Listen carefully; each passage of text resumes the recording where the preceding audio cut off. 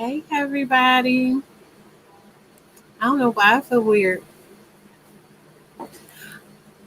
Hi, welcome. Hey there, Tori doll. I'm not sure who else is here yet. How are you? Welcome back to Level Up Single Mom. Um, my name's Kiana. I'm known on the YouTube streets as Vitamin Key. Let me know if you can hear me okay. I feel like I'm talking really low. I don't know. How is everybody doing? I wanted to do some, what's that called? I wanted to do some housekeeping before we got started. Um, we were talking about a fitness challenge for Refine Your Shine. So I wanted to, hey, Patty. Oh, that's nice. I hope you got your headphones on. I don't want you to get in trouble. We were talking about a weight loss challenge. So I kind of want to discuss that before I do the intro and then move into the rest of the actual topic of the show. Um, but yeah, let's see. So current events, what's going on? It's really, really hot here in Philly. I can't take it. I did do my makeup for you guys. Well, I did it for me, but I did it for you guys too because today is my birthday. This is a candle, by the way. It's not a real cupcake. Today is my birthday. So I did my hair and I did my makeup and I just figured I'd do something a little bit special. Thank you, Tori. Um, yeah, to celebrate me and to um, make it into a special occasion. I don't really. You do have a wrench. I see something next to your name. First of all, I don't see anything next to Petty's name, but I see something next to your name on my thing. It's like a diamond or something. Mind you, I'm looking at it in the StreamYard. Let me look at it in the So you have a flower next to your name, and he has a wrench. I don't know why that is, to be quite honest, but I know I put you all in the same thing. Or is that flower a part of your thing? Now you gonna have me looking in there. Hold on, I'm about to look and see in my settings. Community.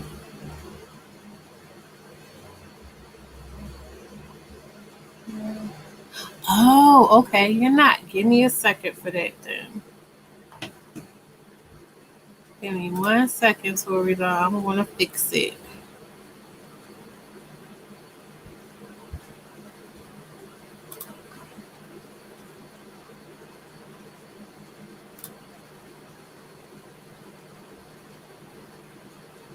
But what's been going on with you? Put some stuff in the chat because I want to chit and chat and give some people um a little bit of time to get in.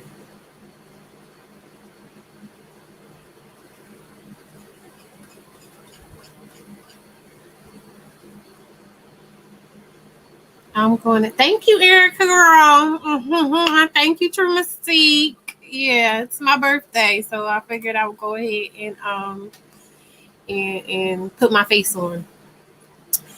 Tori Doll, that will be taken care of tonight because the stuff I would have to do, I would have to get the link from the Discord on my phone and then send it to myself on the computer, and then it's a lot of stuff. That's my bad. I did ask you to send your stuff and you did send it, so I messed up on that. I didn't follow through.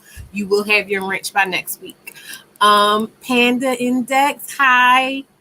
Erica, Tori, True Mystique, how's everybody? Thank you so much, Erica. I was just watching. I'm so mad I missed your premiere because I saw it early and I was like, I'm gonna do it, but I was so busy doing this that I missed your premiere, and I could have been watching that while I was doing it. So, thank you, True Mystique.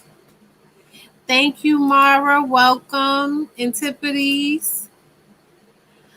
So yeah, I'm glad you guys are coming in. Good, Invincible. Thank you. I'm glad you guys are coming in because I wanted to talk about our fitness challenge. Because like I was saying in the Discord, I want it to be fair and equitable, and I want it to be fun.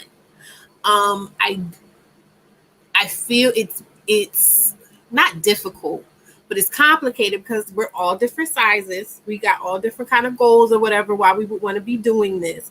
So it's more so about, for me, how do we come up with a operating procedure that's equitable so that it can be, an accurate measuring. If we're going to do something where there's like a winner and or a prize, how do we do that when there's so many different ranges of who's coming in and what they're doing? Yeah, you're a mod. I put on my mods in last week, except for Tori. I feel so bad about that because I specifically asked you for your page to do it, and then I didn't go back and do it. But yes, some people are modded.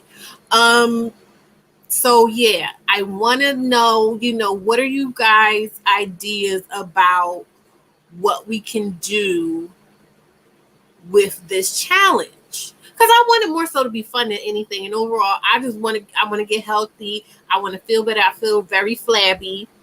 I've lost some weight, but mostly because since I've been working from home, which has been years now, I'm just flabby and deflated. I was doing some little exercises to keep toning, and I just stopped. And then, now everything is just squishy and I'm not feeling it. So I want to be stronger. I want to be tighter. I'm doing that. Those are my goals. So I figure we might just spend the next week or so kind of refining what the challenge will be. And then we can go from there. Because like I said, I want it to be fun for everybody, and I want it to be fair if we wind up doing a winner take all type of thing. So I wanted to say that. Erica says maybe people share their individual goals and we hold each other. That's more so what I was thinking, because honestly, there's no way for me to, or any of us, to be able to like accurately be like, okay, this person, whatever, biggest loser type of thing. And who got time for that? I think overall we're all going to be winners if we participate, because everybody will get whatever it is they're looking to get, whatever they put the work in to get from the challenge. So overall, I just feel like it's more so an accountability thing, and having people there that are doing it with you, because it's better than doing it alone. I know I have struggled all my life with weight. So True Mystique says y'all making me work. Yeah, we gotta work. We gotta pay the cost to be the boss. Okay, we with, I was about to say, with great power comes great responsibility. That's not exactly what I was going for. It was the other one, but my mind is going everywhere. So hey Jenny Bean, how are you? Welcome in. So yeah, that being said, I think that's it for oh no, not next Woman Chat Wednesday, but sometime next week prior to, in either Monday, Tuesday, could even be over the weekend, whenever I get it together. I have a special announcement for Birth Your Bag. I'm going to be putting that together. It might wind up just being a recorded thing and then I premiere it and play it. But there is a special announcement coming up for Birth Your Bag, so look out for that. That's not going to be our Wednesday meeting, though. That's going to be something else, so that'll be coming. And then there was something messy and funny aside from what was going on. I can't remember what it is. I'm telling you, yeah, the makeup threw me off, because when I tell y'all, I literally was just like, hop in front of the computer and just chill or whatever. It's been a long time since I've done my makeup for a live, but I will get back into it when it gets cooler. I think because I do like putting my makeup on and stuff like that. I just don't like I don't like a whole lot of makeup. It's a lot of a process for me. I'm more into skincare nowadays. Thank you, Jenny B. I'm more into skincare nowadays, like keeping my skin looking nice enough where I can go outside and not necessarily feel like I have makeup on, but nice enough where people go, ooh, your skin looks good, Do a get ready with me. I can do it. I can do a get ready with me. The only thing is I don't be going nowhere. So I would just be getting ready to sit with y'all. But that is, I have thought about that before. I figured you guys would like that. So we'll see when it gets cooler. We'll see. I'm definitely going to integrate being that Refine Your Shine is a part of the platform. I have been holding myself accountable that I need to integrate more of that aspect into what I've been producing for y'all. So just know that is on. But just a little preview. This is a special occasion. Yeah, just doing my makeup. Yeah, I probably will when I start integrating and doing more broadcasts like on more days per week. I probably will have one where I just sit and talk mess and do my makeup or whatever. That would be really cool. And I want to get it. That's what it was. I want to get a better camera. Like this camera is okay, but it's not very high def. I mean, it's all right. It's okay, but I would want like a better setup to do it. Like I'm literally, this is my daughter's Chromebook. I'm using this. I'm literally starting where I am. So I wanted to kind of bump it up for that type of thing. But yeah. So what I'm going to do is I'm going to play the intro and then we're going to get started on today's topic, which is Zick discipline. Okay. Okay.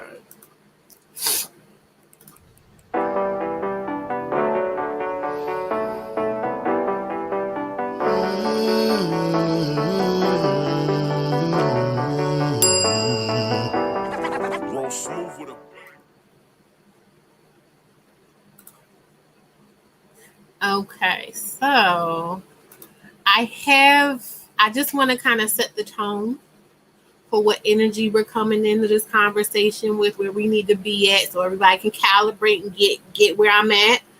Let's see here.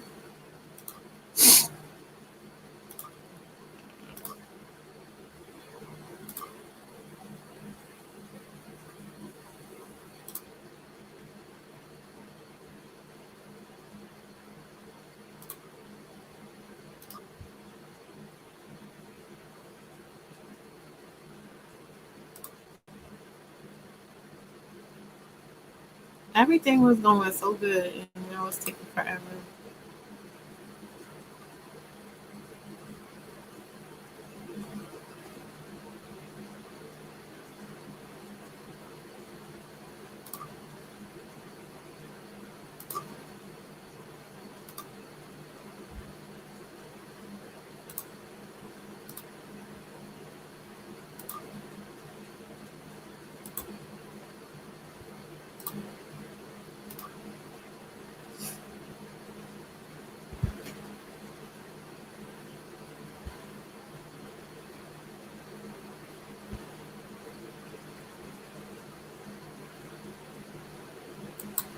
This is October, and in a few days we'll be in Halloween.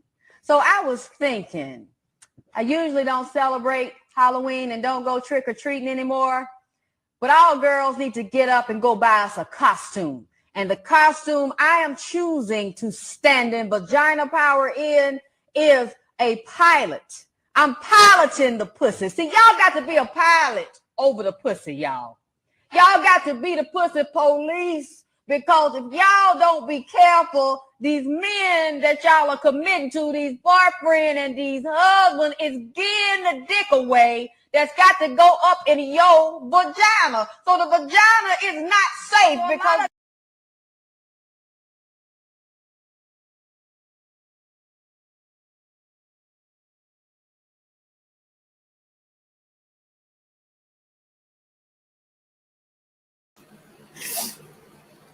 Hello. Yes. I go hello like I'm on the phone. That is on period. Okay, that's the type time we on. I'm the pilot of this pussy. Okay. Oh yes. Disclaimer: there will be a lot of stuff that. So if you have very soft sensibilities, you may want to sit this one out. It's going to be words. It's going to be phraseology. It's going to be vivid picture painting through words. So that's what's going to happen tonight. Yeah. So I want to talk about, honestly though, I want to talk about discipline because first off, it's been a lot of different aspects of this conversation coming um, from different places this week. Like I said, I always just kind of draw my subject matter from the ether. And yes, keep the pearls clutched tightly to your chest.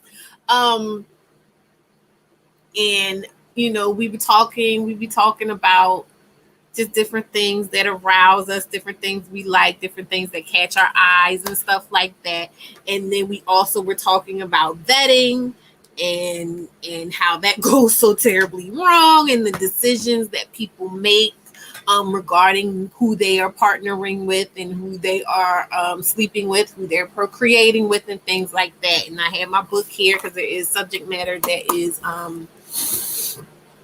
is relevant to the book. Also, that's in the description. The book the book link is in the description. If one of the mods would just put it in the chat, I would greatly appreciate it. It doesn't have to be pinned right now. But yeah, talking about how we as single mothers and Black women, um, there is a form of Black male worship and Black penis worship. I think more so than anything that we hold on to when we go through. Thank you, Tiff. Hey, Tiff. There is a bit of Black penis worship that we go through. I know me personally. Thank you, Nia X. Oh yeah, it's my birthday, so I wanted to dress up and do something special. So that being said, I went through this really, really hard in two different ways myself. One was specifically with my oldest daughter's father.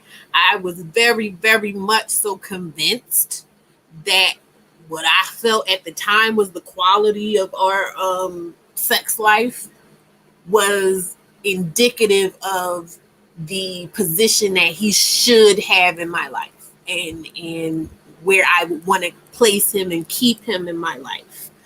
And it did me dirty. Like it was a humongous disservice that I did to myself thinking that way. And also throughout that time period of putting him on that pedestal and him not acting right, I still had enough wherewithal to be like, okay, I'm still a woman. He says we're not together. We're not together. I'm going to zip and zoo it. And I found myself engaging in not a city girl like mindset, but more so I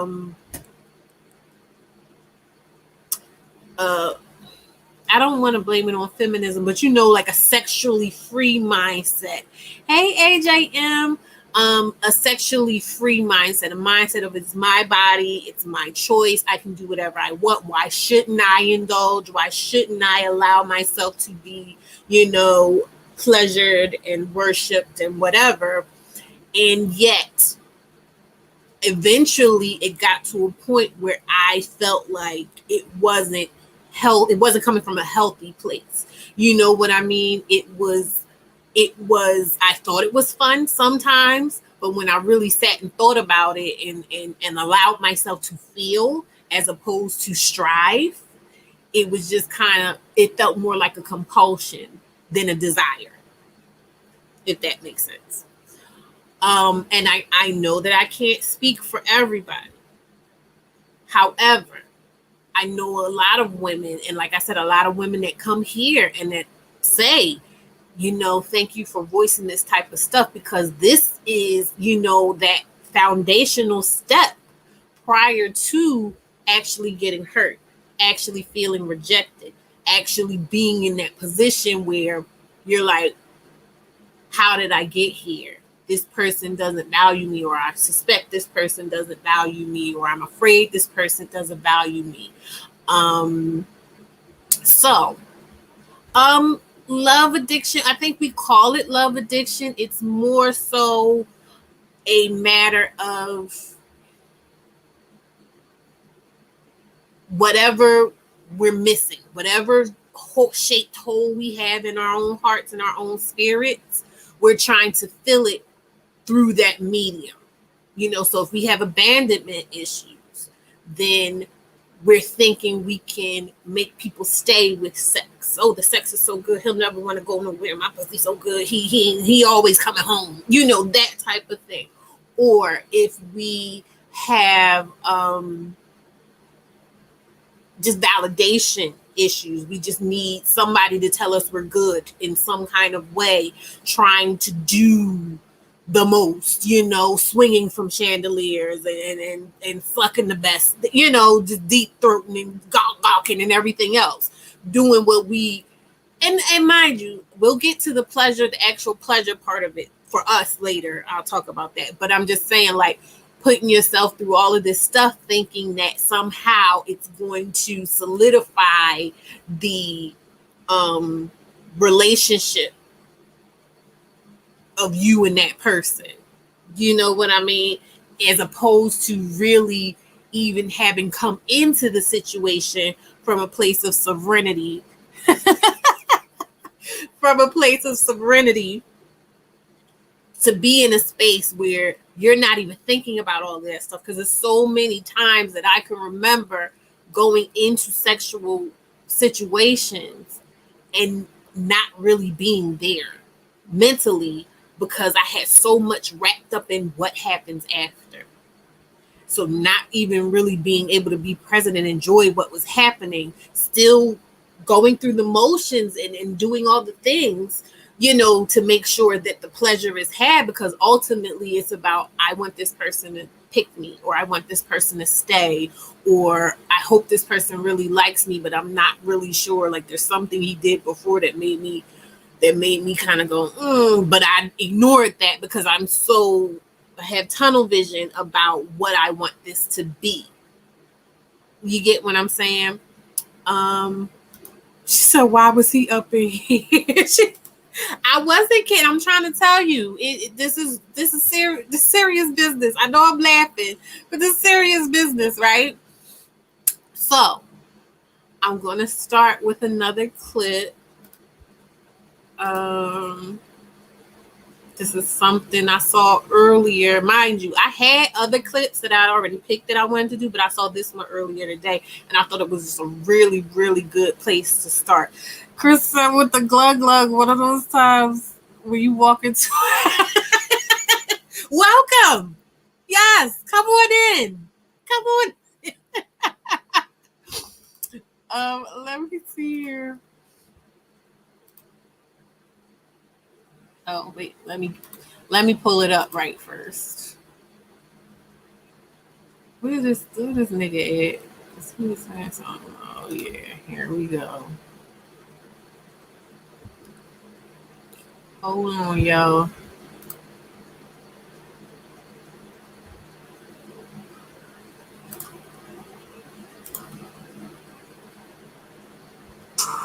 So you want to be relatively upfront about your sexual intentions.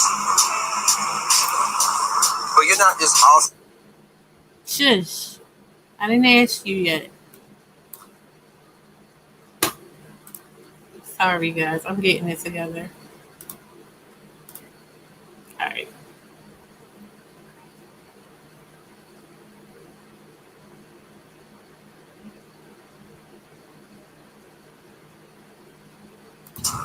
So you want to be relatively upfront about your sexual intentions. But you're not just offering her dick as if your dick is just cheap and free and easy and anybody can get it. She has to do something for it. So one thing I might do, or not might do, I definitely do. I don't have sex with women who don't suck dick. So I might tell a woman to come through, suck some dick, might give you a foot rub or something like that. And without any context of reciprocation. The reciprocation might just be a foot rub because I have a foot fetish, right? So I might invite a woman to say, hey, come suck some dick, right? Or before that, I might use a little motif in the conversation, playing a seed in her mind to where she starts to think about what it's going to taste like, what it's going to feel like in the mouth, what it's going to be like in the throat. She might see me with some pineapple juice or something like that, and she's like, man, I wonder if his nut tastes good, right?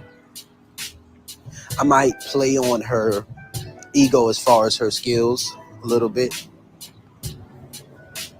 give her a little bit of challenge, see what she, see what level she's on. But even when she suck a dick, I'm going to give her, one, I'm going to let her do her own thing a little bit at first, and then give her instructions based off of what my preferences are and teach her what I like. And I do that very early on,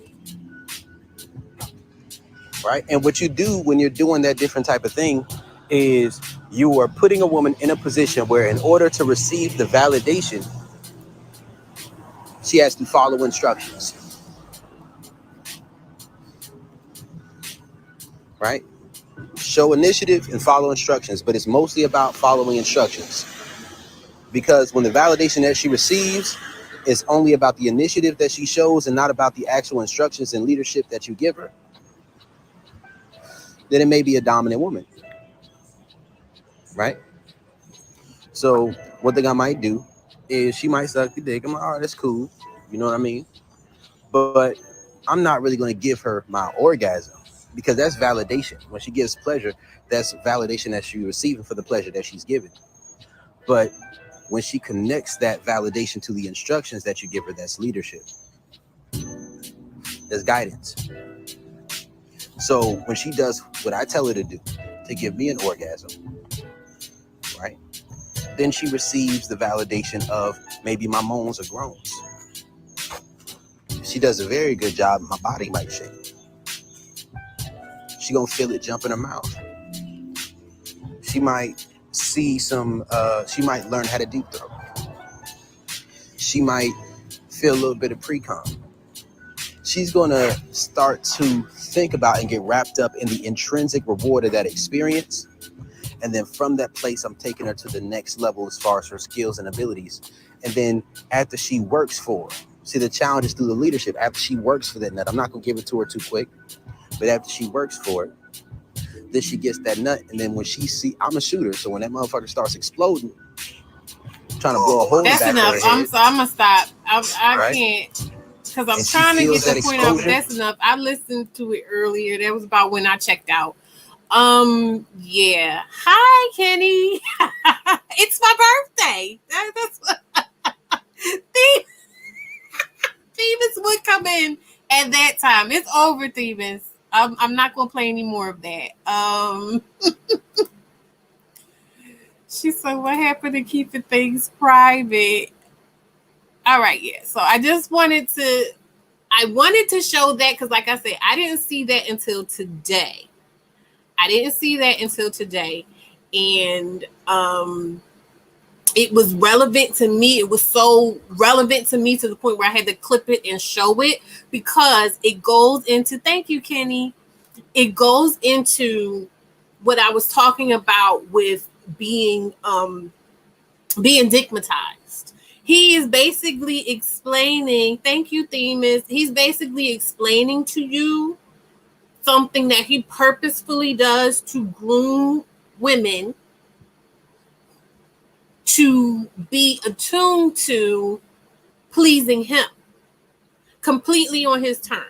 And you're listening to him, and he's talking about how he's specifically checking to see if a woman is going to be feminine, submissive, because she will, number one, come there specifically for the purposes of servicing him without any kind of promise of a return on and he's explaining explicitly the way he's going to set up the situation and what he's looking for when she's doing it to see if, and this was really, really important to me, he was trying to see if she was doing it for the pleasure of feeling like she accomplished pleasing him, or if she was doing it solely based off of what he was telling her to do, even to the point of saying, oh, I'm not going to allow her to,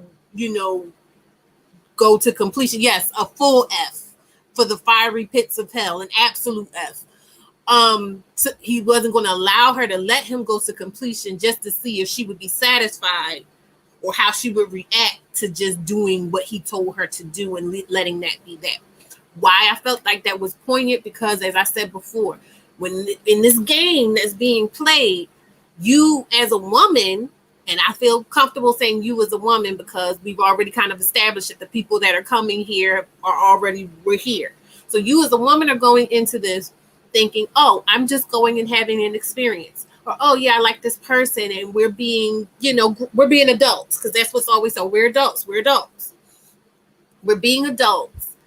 And you're going there to have this encounter. Yeah. To have this encounter, but this person is trying to dominate you. And although you may not be fully aware that this is going on, and I'm not saying that everybody is as calculated and clear on what they're doing as this person is. It's clear he's thought about this a lot, right? But it still happens in these subconscious ways. And so what I'm saying, coming from a female-centered perspective, is when you've been in that situation, like I said, where you're thinking you're being sexually free, you're exerting your independence through your sexuality, you're exploring whatever like that. Unfortunately, if you don't have a really strong foundation in your sovereignty and in really being connected to what it is that you want and knowing what you're going for, you're going to get caught up in a lot of that type of stuff. Like I said, whether it is as clear and methodical and purposeful as what he's saying, or if it's just that subconscious,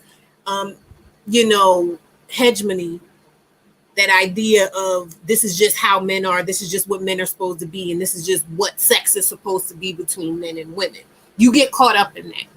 And my question I'm posing to you is, how many times do you think you can kind of get caught up in that and or discard it? Because I know a big part of why I never really connected with anyone to be able to like stay in relationship or stay in contact with people was because there was always this part. I was too connected to my sovereignty, but not connected enough to really fully understand it and move fully in it.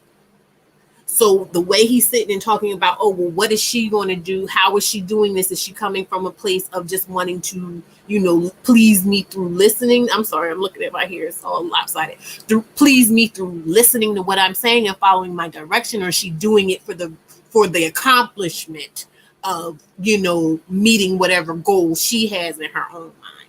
You get what I'm saying? I'm a goal setter. And that's all. I'm a goal. I am, and not necessarily because I'm being competitive, but because I am. You listen to how I talk. You listen to the things that I pay attention to, the things that stand out to me. I'm someone that's always kind of looking under the surface. So I am, when I'm interacting with someone that way, I'm watching and I'm seeing how you're responding. And I'm not necessarily listening to what you're saying. I'm paying attention to you, because people don't always say what they mean for whatever reason, either because they don't know or because they're not really, thinking about it, or in his case, because he has his own ulterior motives. You get what I'm saying? And me having that much of a connection with myself and going, oh, well, I'm smart enough to be able to kind of decipher this thing I'm doing. I would be one of the people that he probably wouldn't want. And not saying I want him to want me. This isn't about him wanting me, but I'm just breaking down like where you're at, where you could be at. I'm somebody who's more so like, I'm a pleaser, but I'm also like, how do I please, and figuring it out for myself. I'm a tinkerer. I'm like, if anybody has kids or nieces and nephews saw that Tinkerbell movie, I'm a tinkerer. I kind of like figuring things out. So that being said, what is harmful about what he was saying, though, is because, like I said, there are a lot of people who are in that space of not knowing that stuff is happening, having that stuff happen and not tapping into themselves and saying, okay, how did I wind up here? Hi, Deanne. Thank you so much. I'm gonna let you know specifically, Deanne. This is spicy. There's a lot of words, phraseology, vivid picture painting through words, things like that. So it is, if you have delicate ears, I'm letting you know now. This is your time to kind of bow out because it's getting a little raunchy. But that being said, it's really, really important to understand that especially when you have a child. I talked about those landmines that go off in you when you have a baby out of wedlock and you're in this society that, doesn't really value women and even has even more disdain for single mothers. Thank you so much. I dressed up for my birthday. That has even more disdain for single mothers. You're going to have these knee-jerk reactions to want to try to fix it. You know what I mean? That is one thing, and we can put that one thing right here. But this whole sexuality thing is something different. It's another layer on top of it because, especially if you're young, not even if you're young, if you're old, sex is a part of life, right? Sex is a part of life. And thank you, Deanne. I appreciate it. I love seeing you anytime you come through. Sex is a part of life, and it's natural to want to have it. It's natural to want to explore. It's your birthright, I feel like, to be able to do that safely and unscathed. Unfortunately, though, you have people that are looking to consume bodies, women, female bodies, for sport, for practice, to learn how to maneuver and manipulate the female nature, the female mind. And so you're in this space where you're just trying to, again, live, do the things that any other human being should get to do. But now you're having all this damage, this trauma, what have you, around sex. Not to mention STDs, children, coupling with crazy people who don't want to let you go for whatever reason, or who really do like what you do and want to hold that on to themselves and covet it, but still don't necessarily want to put you in that place of a wife or someone that they claim and care for and feel responsible for. So that is the place where it becomes a question of, why would you allow someone to do that to you? Because there's so much harm that comes with it. And we see all the time, it's so easy for certain people, women and men, to sit and say, oh, that's bad decision making, or that doesn't make sense, or oh, you need to be more responsible, you should have chosen, all different ways of saying you should have chose better, right? But they're not taking into account that, and I say this all the time, when someone's in a bad situation, 9 times out of 10, if they truly believed that they could be in a better situation, that they probably wouldn't be in that bad situation. Chris says she was talking about me being childish. Oh, I guess you talk about something else. Tori says, I actually think what he was saying in the video, the way he was using sex to groom a woman, was disgusting. But if I was with someone where we care about one another, then that wouldn't bother me. No, that's the thing. And that's a part of it. I will sit and say, like, I have some trauma around sex because of those types of things. Because of, that's a vulnerable position to be in. And I always, when I was in, was it my late 20s? I think it was like my late 20s. I had started adopting this mindset, and I would say out loud, like, you're allowing someone to put a piece of their body into your body. As a woman, when you're having sex, you're allowing someone to put a piece of their body into your body. But when you listen to conversations around sex, like when people, oh, it's casual, oh, it's no big deal, it's just sex, no one's taking into account the intimacy of it. You know, even if you choose to try to cut yourself off emotionally, there's still a metaphysical level of intimacy that can't be escaped. What we feel like is matter is literally just energy. What we feel like are solid things are not actually solid things. So you can't tell me that in this whole wide world, that even if I put my hand on this computer, that a piece of this computer, you know, the energy that makes up this computer doesn't somehow transfer to me. You know what I mean? Yeah, the risk. It's the risk. And for the longest time, I personally was allowing all these different energies to come and become a part of me and mess with what I had going on, what I was trying to have going on, what I was trying to figure out, you know, messing me all up, but not realizing it because I'm walking around in this paradigm of, oh, well, it's not that big of a deal. But cut through all of that. You know, I'm getting really deep with it. Cut through all of it. At the end of the day, I was lonely. I was lonely. I was frustrated. I was bitter about the way my life was. And there was a good couple of years that I felt like, oh, life has robbed me.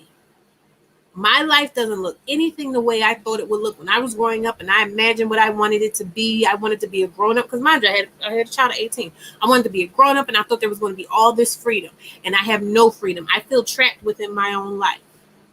But if I want to fuck, I should be able to fuck. That was really my mindset. Like, what else can I do? Can I at least have that? You know what I mean? And I truly, truly feel like that is the mindset that a lot of people take, whether it's something that they just own or if it's subconsciously just like, look, I don't have a husband, but mama gotta have a life too. Mama gotta have a life too. Then there's, I'm young, I can't live without sex. I can't live without sex. It's human, you know, that paradigm of, oh, this is what humans do. And this is, you know, there's no way around it. I have to have sex. If I don't have sex, I'm going to be whatever. If I don't have sex, you know, I'm going to implode type of thing. And again, this is not a judgment towards people who are healthfully having sex and stuff like that. I'm not saying it's impossible to have a healthy sex life, even if you're not in a committed relationship, even if you have children. That's not what I'm saying. I'm talking, you know if I'm talking to you or not. You know what I mean? Chris says, if a man really wants to be a selfish lover and get he'll invest in pleasing and paying attention to her first. The physical version of filling her emotional gas tank, it will pay dividends. Yeah, but what he wasn't talking about a relationship. He was talking about a patriarchal relationship. He was talking about testing her to see if she was receptive to how he wants to interact with a woman, which is for her to be submissive. And in order to gauge whether or not she's submissive, he's trying to see if she is more focused on setting her own goal within that situation and attaining that, or pleasing him. And waiting on bated breath for whatever validation he will give her, whether it comes or not. And let me know if you had caught that, or if I just, kind of broke it down for you. Because ultimately everything that he was saying was about priming her to test her to see if she would just be receptive for reception's sake. She said, I don't have my glasses on and I have these lashes on, so I will be squinting. Tiff said he's testing her to see if he can program. Yes, he's testing her to see if he can program her. And this is the thing. Why I felt like it was relevant, again, is because when we're talking about this casual hookup culture or whatever, we're talking about being a baby mom. And like I said, feeling like you can't really have certain type of standards and feeling like, oh, especially when they try to push that whole thing of single mothers can't say no to sexual advances, because how dare you? If you let him have sex, then you have to let me have sex. And not even single mother, just any woman who's not a virgin. If you let him have sex with you, then you have to let me have sex with you, right? But all of this is priming you to see if they can use you, have you be submissive. Not once did he ever say, I'm looking to see if I'm looking for a submissive wife. He's just looking for submission. Just submission. Submission, period. And what I'm saying is that when we go in, again, centering ourselves and thinking, I'm just living my life and I'm having experiences and I'm figuring it out, you got all these fools like him out here primed and ready to capitalize off it. That's why it is so important to have the discipline, because this, if you truly do not desire marriage and all that, again, that's fine. If you truly do not desire, monogamous partnership, again, fine. But it's too many situations happening of women having children with people who hate them, with people who have little to no respect for them, with people who aren't generally good working partners in raising their children, with people who will murder you after impregnating you 6 times and won't stop sleeping with you. Because I don't know nothing about them. They're in Philly. I don't know them. I don't know nothing about them. But I saw that picture of them, and I've seen that picture so many times. And people that I know personally, people who have so many kids with the same person, maybe have a bunch of kids all around, and you see them in pictures and they look miserable. And I'm talking about the man. They look miserable. You can tell that they feel trapped, but they're not going to stop. And then the other person isn't going to stop either, because they figure, oh, well, this is how relationships are, and they're getting something out of it. The person is there taking a picture with them. The person keep coming back, sticking their dick in them. So they figure we're a family, and then next thing you know, we have to be less caught up in the spoils of what we think sex is going to bring us, the spoils of what we think sex means between us and other people. And we have to start taking that time to really figure out how we're approaching sex. Because the thing is, again, like I said, is it possible to have healthy sex lives that have nothing to do with monogamy? It is absolutely possible. However, the state of affairs in our community, that is not what's going on. It's not what's going on. There's no way I should have so many people when we were on Themis's live and doing the thing about my book, and so many women coming up telling the stories they were telling stories about the fathers of their children, not wanting to be a father, not wanting to be there, but either expecting or demanding or trying to leverage their involvement in their child's life for sex. There is such an unhealthy dynamic in our community between us and sex. And we can try to go back all the way deep down, oh, well, slavery, and they separated us and they were breeding us and this and that and the other, but it's 2022. And we do have different choices. And this isn't a condemnation of the choices that people made before or didn't make before. For me, it's not a condemnation. It's a discussion and a laying out on the table of the choices we have now. Because everything that is happening in the world right now is that we're talking about Roe versus Wade and all the hoopla and hoopnanny coming on. It's a signal to all of us, I would think, to kind of take a step back and evaluate some things, reevaluate some things, recalibrate some things, and then move differently because it's not working. Now, that's just me laying out, okay, what's the problem, right? What is it actually like, though, to be dickmatized? Because it's easy to say, stop it. It's easy to just say, stop that, girl. Close your legs. Okay? Back away from the phallus. It's easy to say that.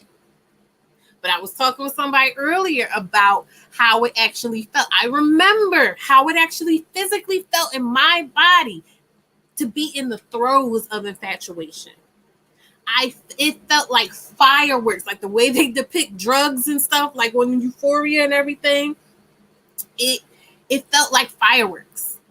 I could feel. You ever saw a movie where like somebody shoots up or something, some heroin or some cocaine or whatever, and they show like the different collage of like flowers blooming and fireworks going off and bees buzzing and all, like just everything. I could feel life force going off, flowing through me hard and fast when this man was kissing me. And don't let him put his hand on my neck. You know what I mean? Like, and I said we were going to talk about this stuff, so we're going to talk about it because I don't want to sugarcoat this conversation because I don't. Oh yeah, we were having sex, and let's be real. We got to be real about it because this is a problem. You know what I mean? It took me years I had to wean myself off of addiction to that sensation, and I had to recognize that the sensation was not solely a result of dealing with him. That it was I'm sorry if I'm shocking you, but I'm 37 years old today. I've lived. But sometimes it felt transcendent. But when I'm really being honest, it wasn't just the physical aspect of it. It was the promise. And it was who is this person to me and who they could be to me. Yes. Okay. Multifaceted. It was a lot of things. And it was an escape.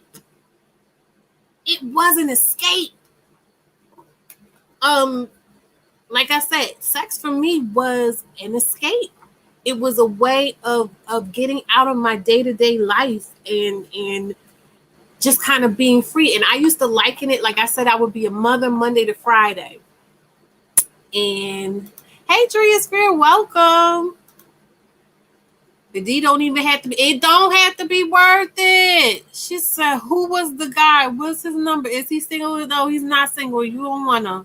Thank you, AJM. Spark Joy says that's a lot attached. We don't realize. And I realized, after I got to a point, because I got to a really dark period in my life where I actually scared myself. And this was like right before I got pregnant with my youngest daughter. I was scared because I realized that it wasn't just, desire. It was compulsion. I was compelled to seek out, friends with benefits. I was a mother Monday to Friday and then a woman on the weekends, I called it. But when I was being a woman on the weekend, I just was kind of like completely abandoning all sensibility because that was my shadow self. Because I didn't think, and like I said, these are my personal issues. But I'm just saying, knowing what my issues are, can recognize them in the community. You know what I mean? So like I said, being with someone and keep having kids with the same person because you think, oh, well, at least my kids got the same father. I've heard that so many times. At least my kids got the same father. He's a fucking murderer. or he's just really abusive, or he's raped you before. You know what I mean? Like, but things are just idea, yeah, but I don't look like one of them. You get what I'm saying? We have so many different reasons why we keep engaging. I've heard that, oh, he got a stroke. He just real good at what he do. I can't let him go. Oh, no. So I was someone who, I wasn't saying, oh, I wasn't telling myself, oh, it's his stroke. I was telling myself, oh, we have this amazing transcendent relationship, because I wanted to keep having sex with him. Because I didn't want to be out in the streets having sex with a bunch of people, even though I was, when I couldn't get to him. You know, like, it's a bunch of different pretzel logic that you put on because you're running off of fear, and you're running off of, you know, fear of being rejected, fear of having that scarlet letter put on you. Spark Joy says, we learn the hard way because this level of self-awareness requires you to go against how most see sex. Exactly. Not only how most see sex, but it also requires you to kind of tell the truth to yourself about how you've been allowing people to use you. Because I'm just kind of coming out of a phase of being like, not disgusted at myself, but just disgusted in general and disappointed in myself that I was letting people use me like that and letting people touch me. You know, like that horror of, like, basically like realizing you're covered in shit when you thought it was body cream. You get when I, like, I was putting it on me. Oh my God. You know what I mean? It's that kind of realization and horror, and then having to grieve that, having to, you know, come to terms with that and all of that. And I feel like that's a part of the reason too why you see so many people just going and going and going and going, because they don't want to stop, because they're not ready to deal with it. They're not ready to deal with what they're letting people, that they're letting people like that man do stuff like that to them. Okay. Yes, giving yourself grace. So what I'm going to do is I'm going to share the link.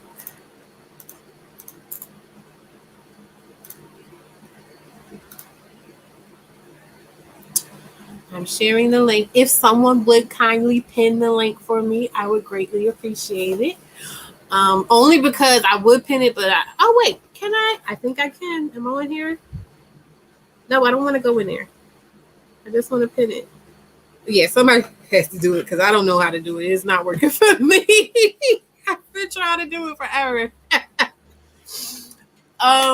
Yeah. Yes, please hit the like button as you come in. Like, share, subscribe. Let's see here. Moonstone said there's a science to it. When you have sex and orgasm, it releases the chemical hormones in your brain that's equivalent to a dose of heroin. Absolutely. Let me see something.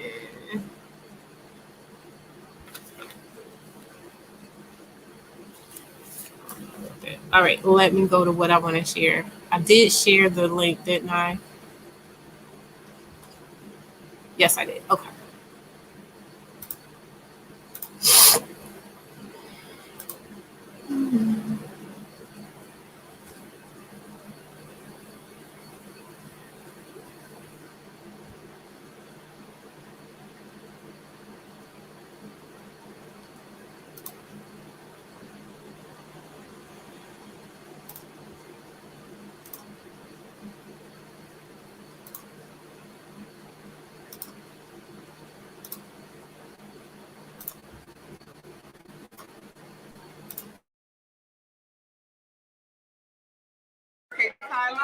You perform oral sex on somebody, it's a spiritual and sexual bond. You're actually supposed to forget that you have physical act.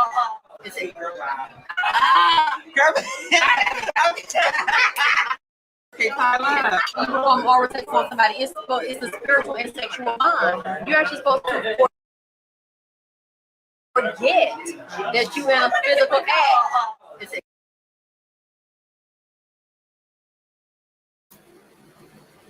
That was one of them, and then there's another one. Yes, it's Alexis.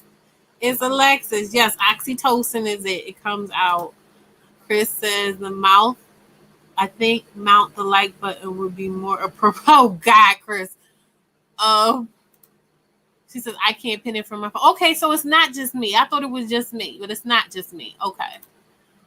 Jenny Bean says I have two friends who had multiple children with the same ancient man just to be able to say that their kids have the same daddy. Yeah, like there's a lot of that going on in the community where we're just like, oh yeah, I have I don't want to have a bunch of baby fathers. I remember saying that dumb stuff when I just had the one child, and I begged my baby father to come stay with us, and I told him I was like, I have another baby with you. If I felt like having another kid, I would rather have a baby with you. I don't want to have multiple kids. And I've heard other people I know personally say that because there's this stigma put on, oh, you got kids by multiple people. It looks better if you have multiple kids by the same guy, or at least you think it do. You know what I mean? Like everybody's looking for that 0.00001%, to add to their thing, even though they've lost.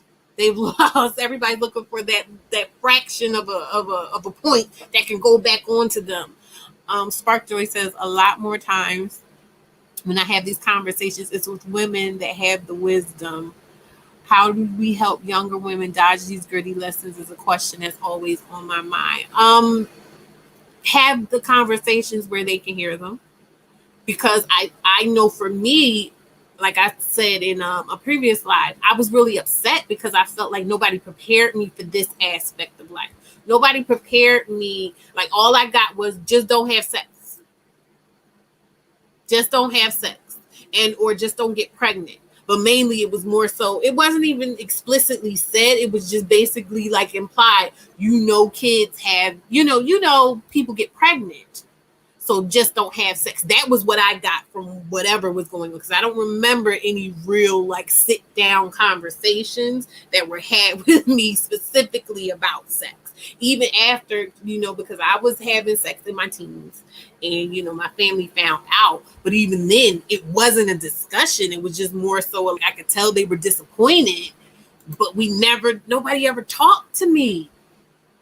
Like really, really talk to me about sex and what my options were and what it felt like to be sexually aroused, what it felt like to be sexually attracted to a guy. You know what I mean? The fact that happened. Because I can remember the first time I remember actually being able to register being sexually aroused, like turned on by anybody. I was 12. I was 12 and I was getting ready for school, and I used to keep the radio on in my in the bathroom, and Usher's Nice and Slow came on the radio. And I remember I was just like, oh my God. Oh. You know what I'm like? I was just I knew what it was, but I was just like, oh, this is what that is. But again, I had nobody to talk to about it. Hey, AJ. Girl, I had to jump in and say something about this. You know how I feel about this. Oh, I did watch a couple episodes of that show too. Yes. Okay. So on that, I don't know if you watched the one with the couple that had like too much furniture in their bedroom. There was a black couple, and the kids were in the bedroom when the people came up to look at it. I only got to the one I saw when they finished the black couple. They had nothing in their bedroom. Oh, okay. Okay. Okay. I think that was like the second episode. Yes. Okay. So there's another black couple that's like, I think 2 more episodes in. But that couple, the wife had never even had an orgasm before. Girl, they had 4 kids.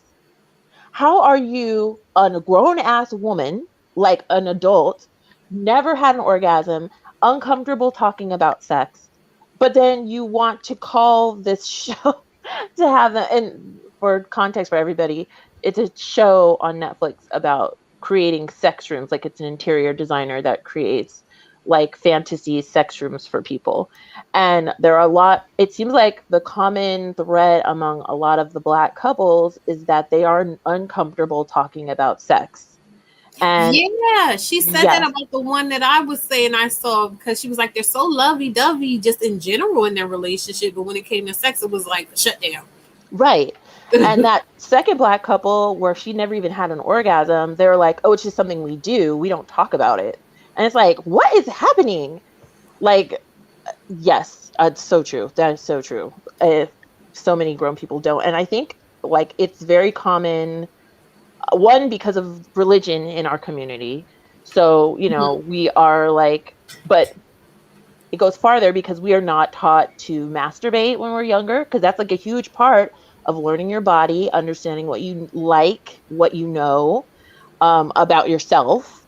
And that enables you, after you know what you like personally, that enables you to discuss that with a partner later on, when you know, it's a natural part of human development. And it's something that we are kind of discouraged from doing oftentimes. And I really am a huge proponent of like learning how to talk about sex. Like if you can't talk about sex, then if you're not even comfortable talking about it, then you shouldn't be having it, because it's so easy for you to be taken advantage of in most of these situations. Like with that man talking about, I'm not going to, you know, I'm just going to talk about what I want, and I'm not ever going to bring up anything reciprocal at all. And it's like, well, if a woman who knows what she wants is in a conversation with a man like that, if he's breaching the subject of sex, then okay, if we're going to talk about sex, then let's talk about sex. You know what I mean? Like, I'm going to tell you what I like too, while you're telling me what you like.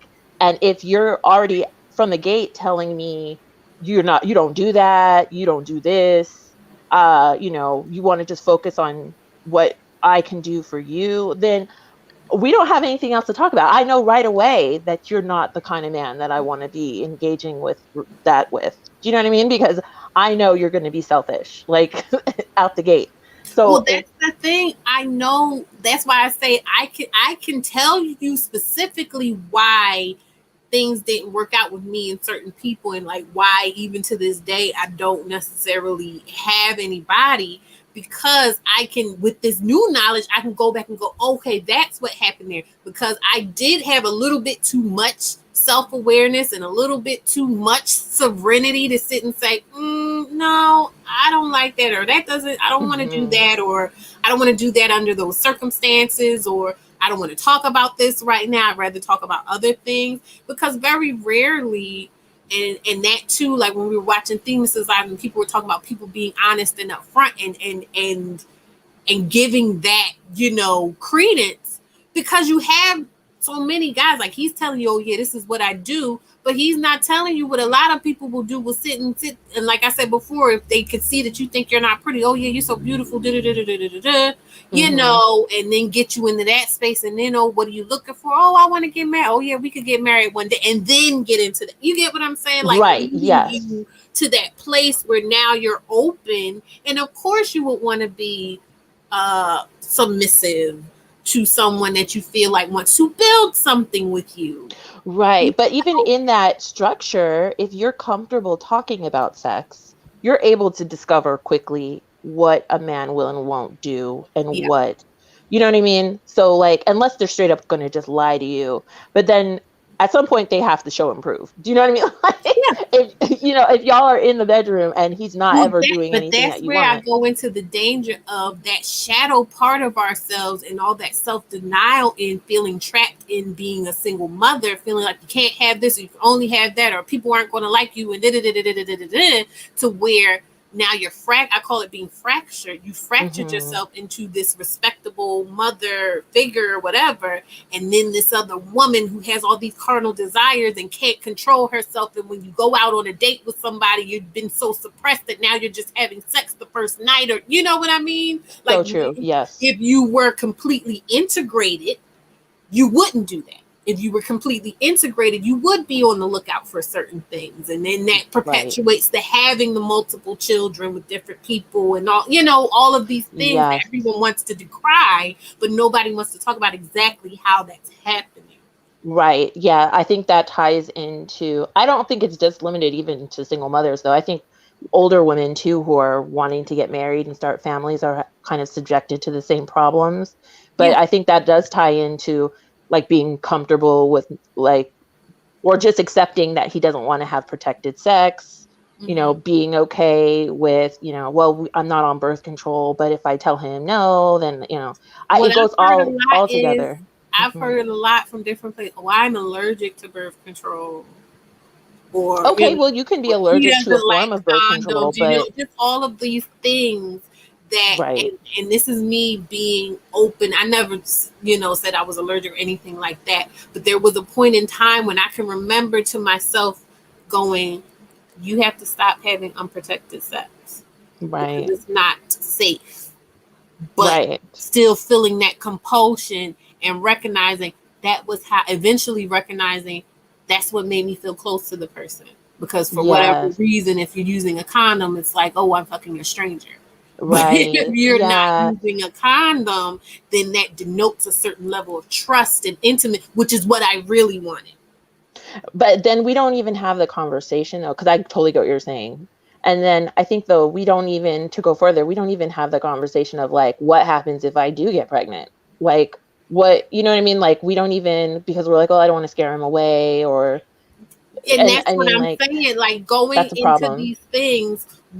going into these things with that diminished self esteem, you don't want to have certain conversations because you kind of know, your subconscious knows he's not really here for this. So if you start asking too many poignant, real questions, you're going to get the real answers. Either he's going to tell you, or you're going to pick up that he's lying, Right. or B, he's just straight up going to say, you know what, I don't want to be bothered with you, and not wanting to deal with that.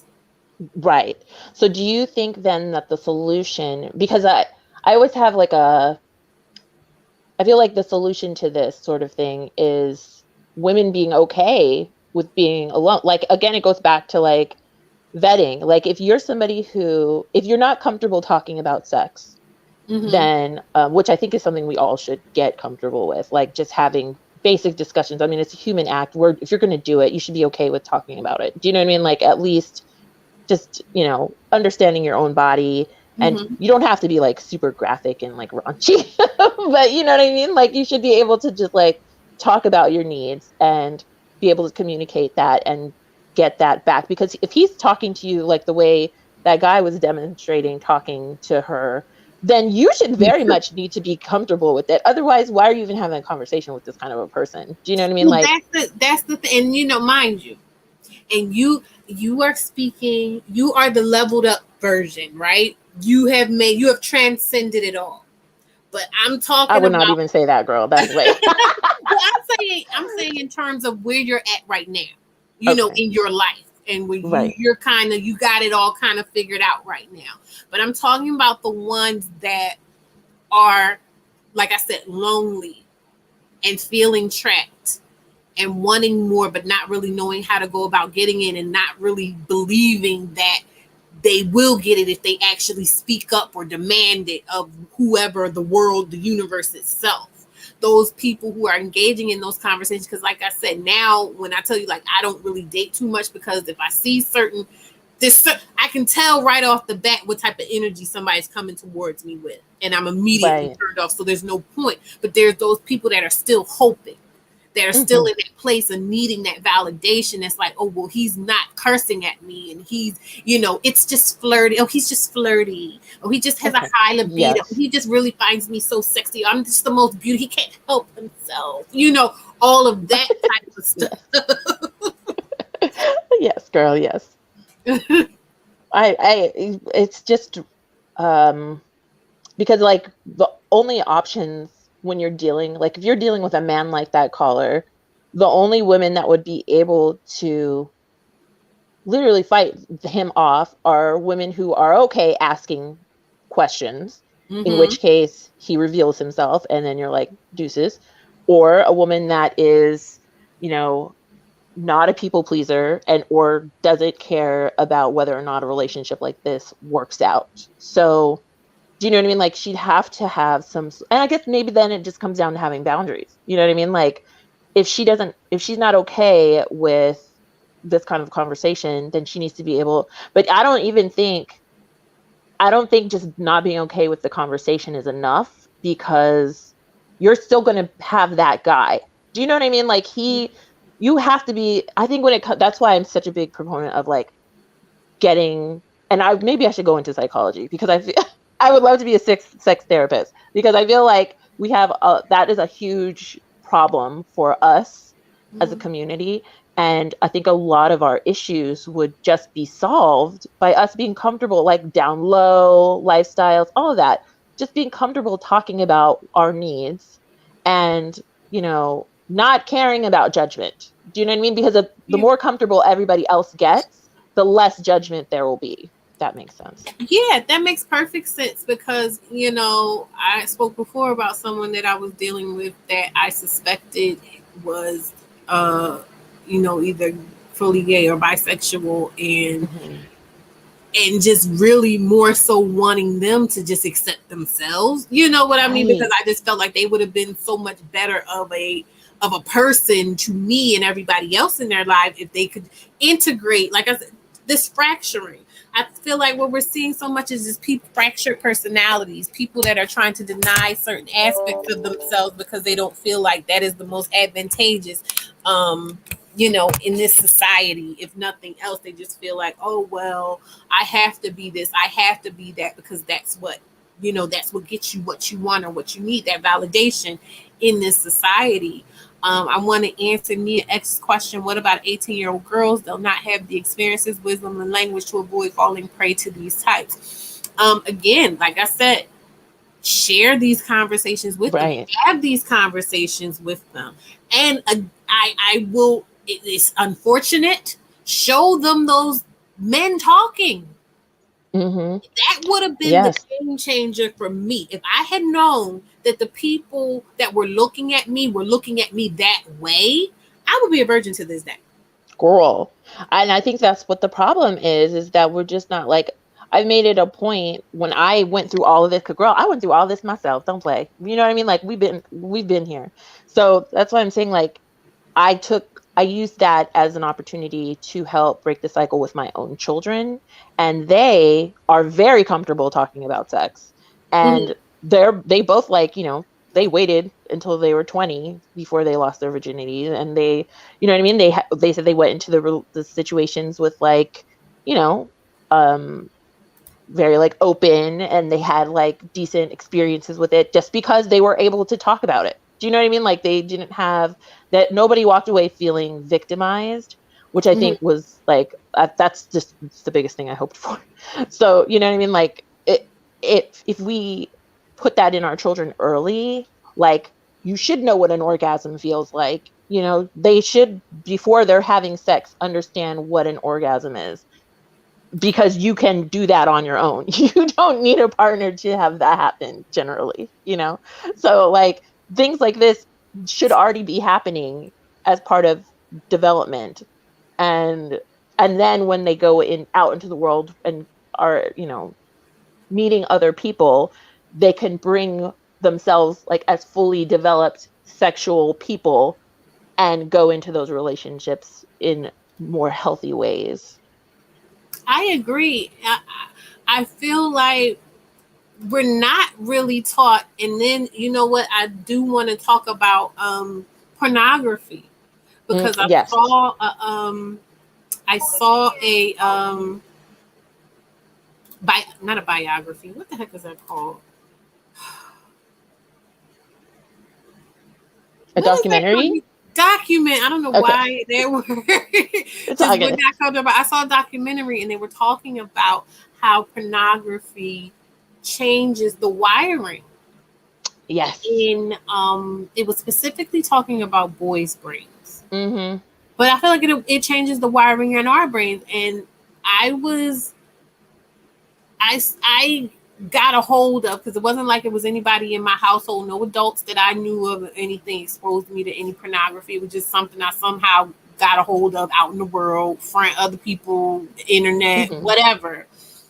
Somehow, some way, I was seeing pornography, and I do recall personally aspiring, and because, like I said, I'm a very analytical person, Mhm. and I'll look at things and I'll kind of study them and go, okay, that's why I think you and me talked about it before, that movie Cuties. Yes. I was Yes. so moved by that movie because I Mhm. saw how, I love how they integrated the way the little girl was like, okay, that's what I have to do to be sexy. Mhm. And I have to be sexy to be cool. Okay. Mhm. And you could see Yep. the wheels turning and you could see her trying and not quite hitting the mark.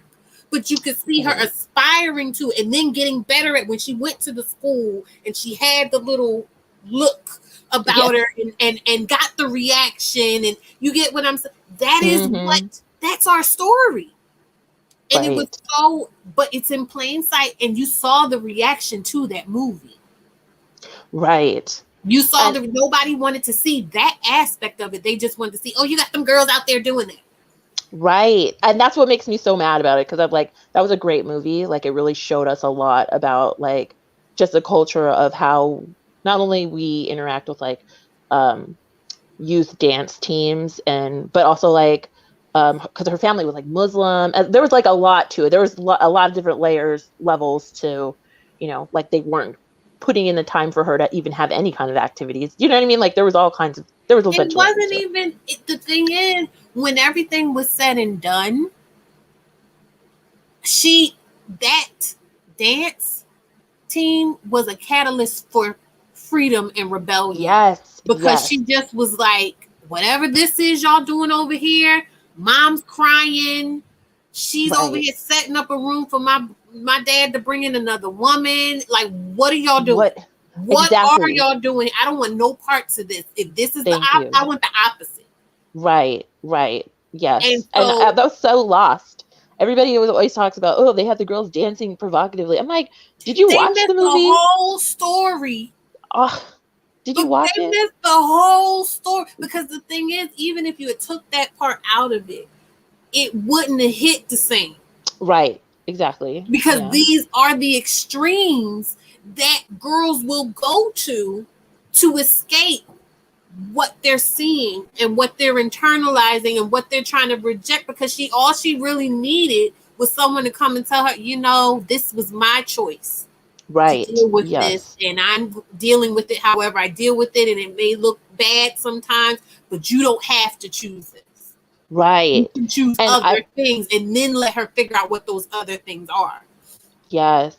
And to tie it into your comment earlier about pornography, I would say that our like pious view of sex in general as a community actually pushes our children to be more promiscuous when they finally do discover sex, because they just, you know, if my only way to learn about this is through pornography, then of course they're going to be trying, they're going to copy what they see there. Do you know what I mean? Like We're they won't planting have the any. seeds of their shadow. We're making it Exactly. something that they have to hide about themselves when it's inherent in all of us. And Right. and that's what I'm saying. Like, it leaves no room for you to safely explore in a way where you can find that balance between what is respectable and what you want. Right. And what is just acting too? Because I mean, a lot of times they're like, you know, okay, I have to scream like this and I have to do all these crazy things. I have to let people like do terrible things to me in order to be. It's like, no, you don't have to do any of those things. You know what I mean? Like you don't, Yeah. and you know, if you are attracted to that sort of thing, like if that's something that is like pleasing to you, then by all means, you should be allowed to do that, but express it in the way you choose to, but you do not have to. And this isn't just a natural part of having a sex life, and that's something too that I think like needs to be talked about. Well, definitely. And then too, as now that I'm older and having been in the sphere where I have been able to access pornography for a very long time, it's not lost on me the types that pop up right away. Oh yes. And the types that pop up right away are, the really degrading kind. Like, you have Yes. to search and know about the ones that are softer, that are Right. more And love. particularly related to Black women too. Like it's very rare that you find soft, loving pornography that includes a Black woman, which Yeah, is really gross. you have to actually search for it and know the keywords and know all of that stuff to find what you're looking for. Because if it's just a thing where you're just going there, if you're young and you don't know what to look for, what they serve you first is the craze. It's Crazy. incestuous. Yes. It's degrading. It's Very. just ridiculous outlandish stuff. And then like I saw, I'm gonna have to find it. Did I put it in my did I put it in there? I'm gonna look for it while I'm talking to you. But I'm gonna have to find the documentary I watched where it was a guy or it was a girl. I think. Yeah, it was a girl, and she was talking about how she had a boyfriend, and he was a really great boyfriend. She liked him, like for all intents and purposes, he was a really good guy.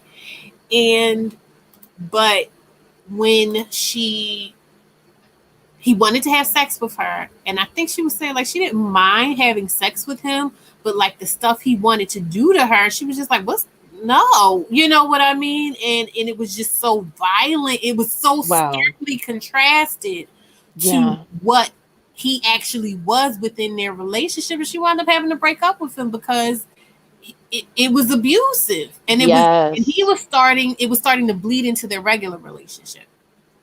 And maybe that's another thing too that we should like be doing is talking about how like being sexually incompatible should be grounds for breaking up with somebody because I feel like we try to downplay how important sex is in a relationship Mm-hmm. when really it is one of the most important parts of a healthy adult relationship. Like if you are not compatible with someone sexually, it's just never going to work out. Like it I don't especially if you're not okay with the person going elsewhere to get their needs met, it's just not gonna it's not gonna work out. So being okay with that, and I mean, if you're adding that to somebody who's already like, oh, I have to do whatever I can to keep this person so that I'm not alone, then they're either going to be doing things that make them feel bad forever for the rest of forever, or they're going to resent the other person or try to um, keep them from being fulfilled sexually, which is also not okay. So, yeah, maybe that's we just have to just normalize that too. I mean, well, these are all good things if we're talking about healthy, loving relationships, or at the very least, fully balanced, healthy, clear thinking people. But Right. we're not. Right. We're not talking. We're talking about really sad, lonely, misguided, ill-informed, um, primed for abuse, vulnerable people. And I'm Right. not, I'm not even just talking about, women in this sense, like I'm everybody, because you can't tell me that these guys that are doing these things from these depraved places aren't coming from a place of they're victims too. Yes. Yes. Like they're Mhm. victims of this system as well. But I'm not saying that in a sense of we should feel bad for them. Oh, I'm no, no, saying not that at we all. need to recognize that they're not safe because they're not right either. And just Right. recognize it, but sitting and saying like ultimately discipline comes from coming from a place of saying, first, I have a problem. There's Yes. something wrong with me. There's something wrong going on here because there's a disconnect between what I want or what I think I want and what I'm getting. Yes. Yes, that is so true.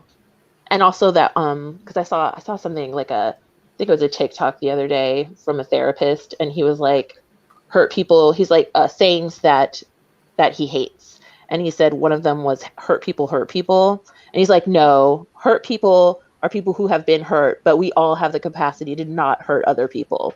So, Yeah, and I loved that because I'm like I really that saying always kind of like I don't know, didn't sit well with me. And that's totally why. Because I'm like, even if you were hurt, just because you were hurt doesn't mean you're out here hurting other people automatically. Like that's that's why crazy. I don't like that argument where people are like, "Oh, it's bred in our DNA. It's No, absolutely it not. we're animals too. We don't have to." That was one of the things the Bible said was we were given dominion over the animals. We were given the sense that God gave us to be able Right. to do different. So yeah, Right. you may have the urge. The urge may be there. Right. I'll give you that. But you also have the ability to question that urge. and Right. ultimately to dominate that urge. You know what I mean? Like you want to Yes. dominate other people, but you don't want to dominate the urges within yourself. And what's so weird too is like for a dude like that, if he wants to dominate someone, there are plenty of people out here who would happily be submissive to him as part of just like sex play. Do you know what I mean? Like Well, that is that a was the very thing, common and thing. that's what I'm saying where it comes in that damaging part, and like I said, where I have damage because I am again, I see nothing wrong with consenting adults doing what they do, You but it's know? very Yeah. clear to me that there is, you know, that consent thing is tricky. And so they'll get you to consent, but it's all built around creating this facade of what's actually going on so that you will consent. It's a Because lie. there's plenty Hmm. of sex that I've had under the pretense that something else was going on other than what was going on in the big picture, in the macro. Right. Yeah, in the macro. That something else was going on. So they don't really just want someone to give into them and give them what they want. They want to dominate. They want to win it. They want to earn it. You know what I mean? They want to usurp it. They want to take the taking of a Yeah. part of it.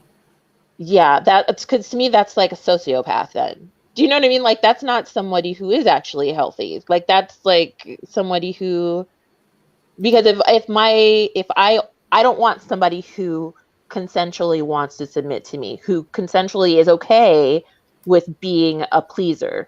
You know what I mean? Like because there are plenty of people who are out there that they get sexual pleasure from pleasing their partner. Like they don't need to be, you know what I mean? Like have anything reciprocated. So it's so weird that they, and that's why I'm just like, it's very sick that they would just, instead of just seeking out those people, they would try to hurt people who don't want those things and just try to trick them into being into in these kind of relationships with them.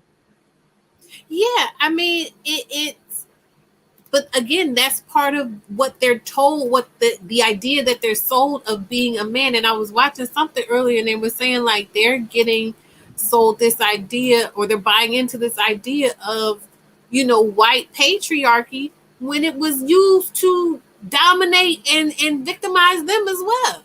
Right. And not sitting and saying that going, oh, I mean, they'll say it, when the cops are killing them or something like that, like, oh, it's so wrong that this is going on, but still, vehemently Hmm. demanding and striving and aspiring to wanting to attain it for themselves. Right.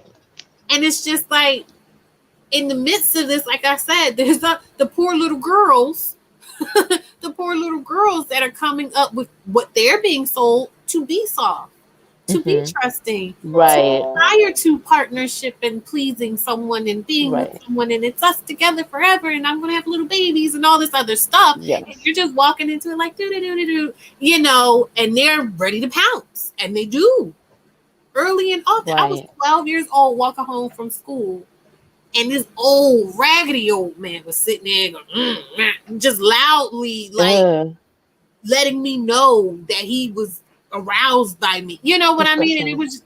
was just, you're inundated with this from the beginning. It's true. Well, we are, it's so crazy too how our kids are so sexualized, but we never talk about sex. Like we don't teach them to talk about sex. It's so crazy.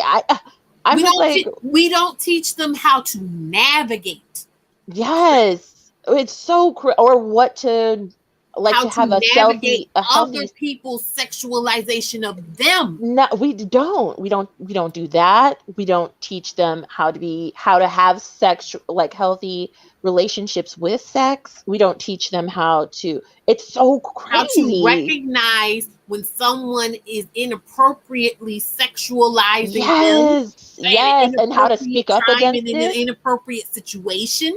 Girl, yes. Oh my gosh. Yes, yes. I remember once I was in a movie theater and I was maybe like 18, 17 years old. And I wore this cute little suit outfit with like a skirt. It was like a dress under it, like a shorter dress under it. And I got split up from my group. So I went into the theater like later than them. I think I went to the restroom or something.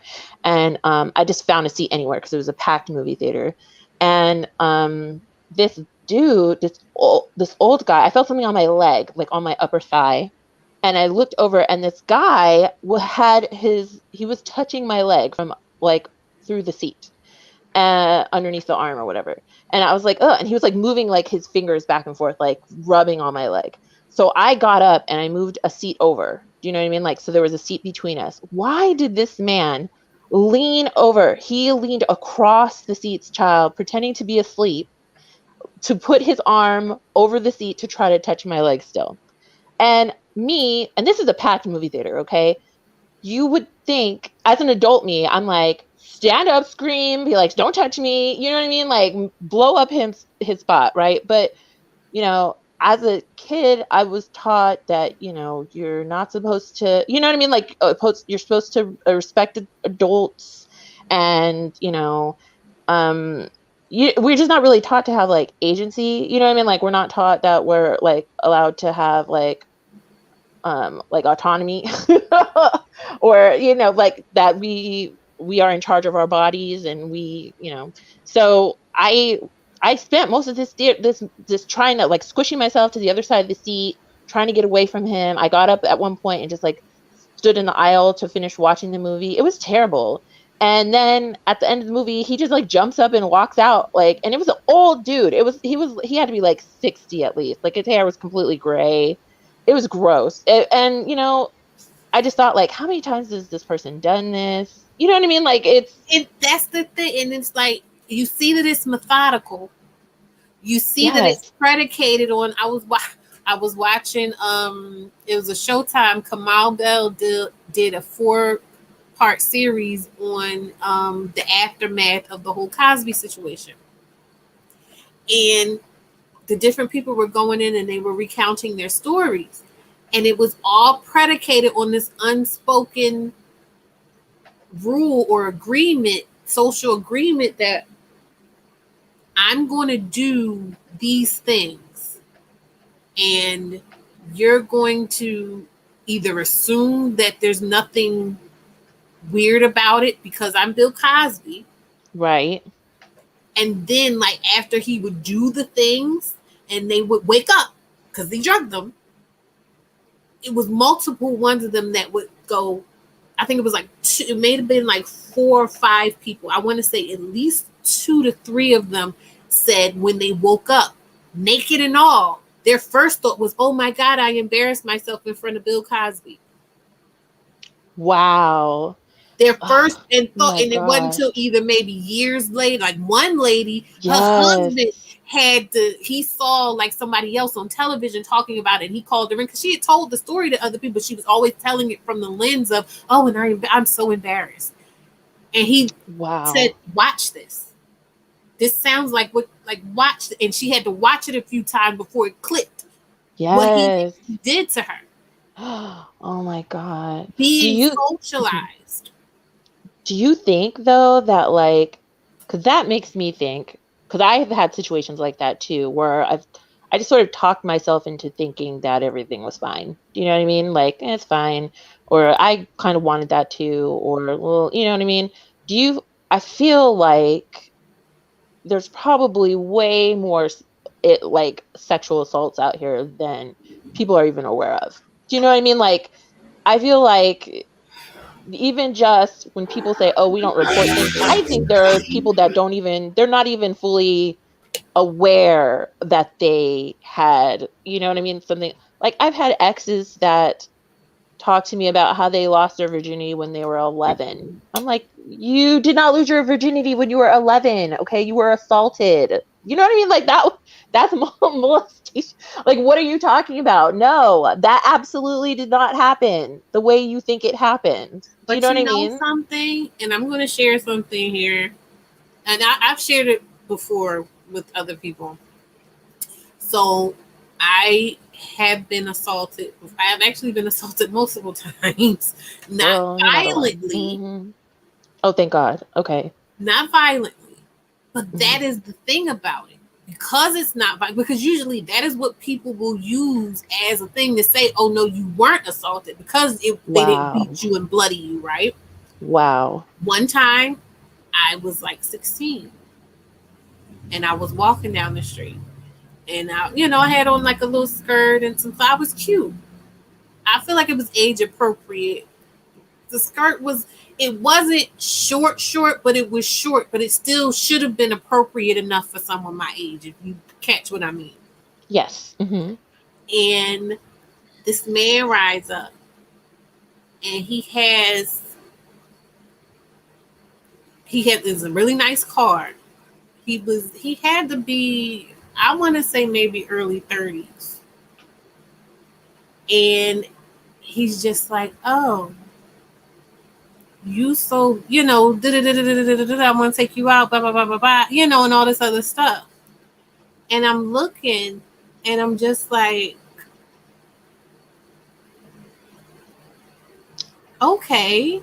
No. I'm looking, like, because I'm 16, mind you.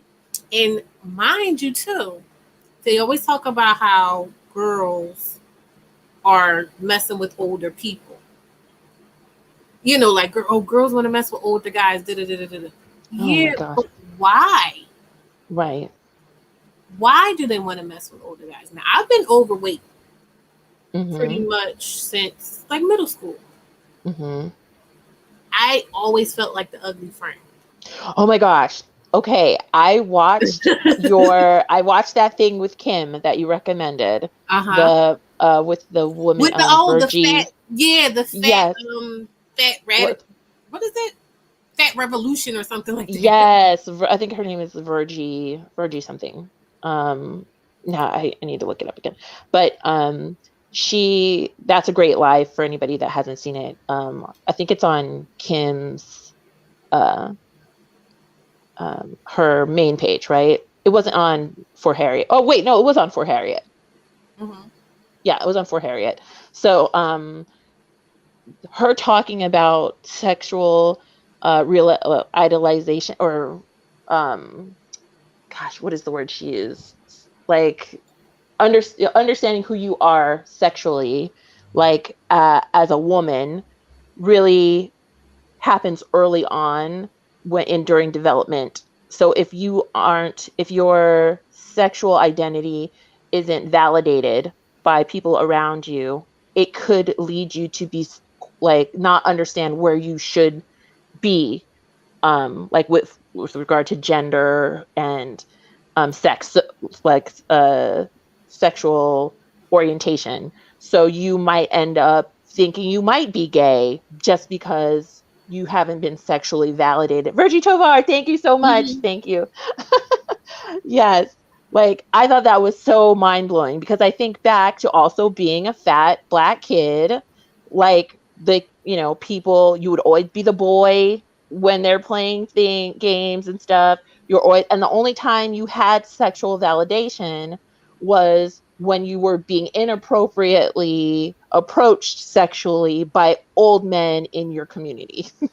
So I'm Yeah, like, you yeah, know, so it's a very crazy for black women, I think, coming up. Like you're either, you know, you're being like preyed on by gross people or you're sexually invisible among your peers.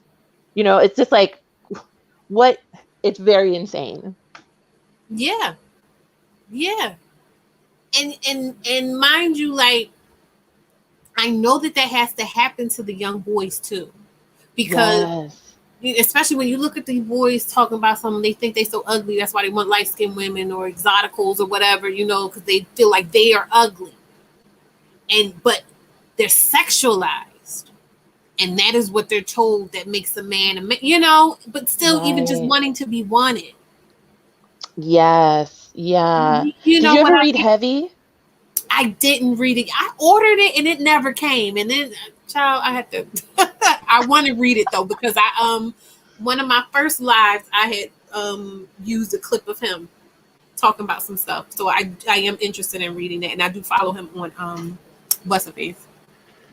If you have Audible, I can share it with you because I've got that one. And oh man, he talks about that being like an overweight kid and Mhm. feeling pressured to have sex constantly, seeing girls being abused or and they're being abused and being preyed on, and knowing it's wrong, but being pushed to believe that it's acceptable. Do you know what I mean? Like boys are getting the same kind of conditioning, but in The thing, the because other what's direction. the alternative? Obscurity. You just don't be Mm, seen. right, You're just not going to be seen, mind you, because like we grow up clueless. Tia and Tamara, like there was a lot yeah, of aspirational images of teenage life, right, what teenage life is, and I don't fit that mold. I don't look like that. I'm right, seeing my other friends that are closer to that, maybe don't look exactly like that, maybe not as polished, but I'm still feeling that, like I said, unspoken, what you don't know. You're being categorized.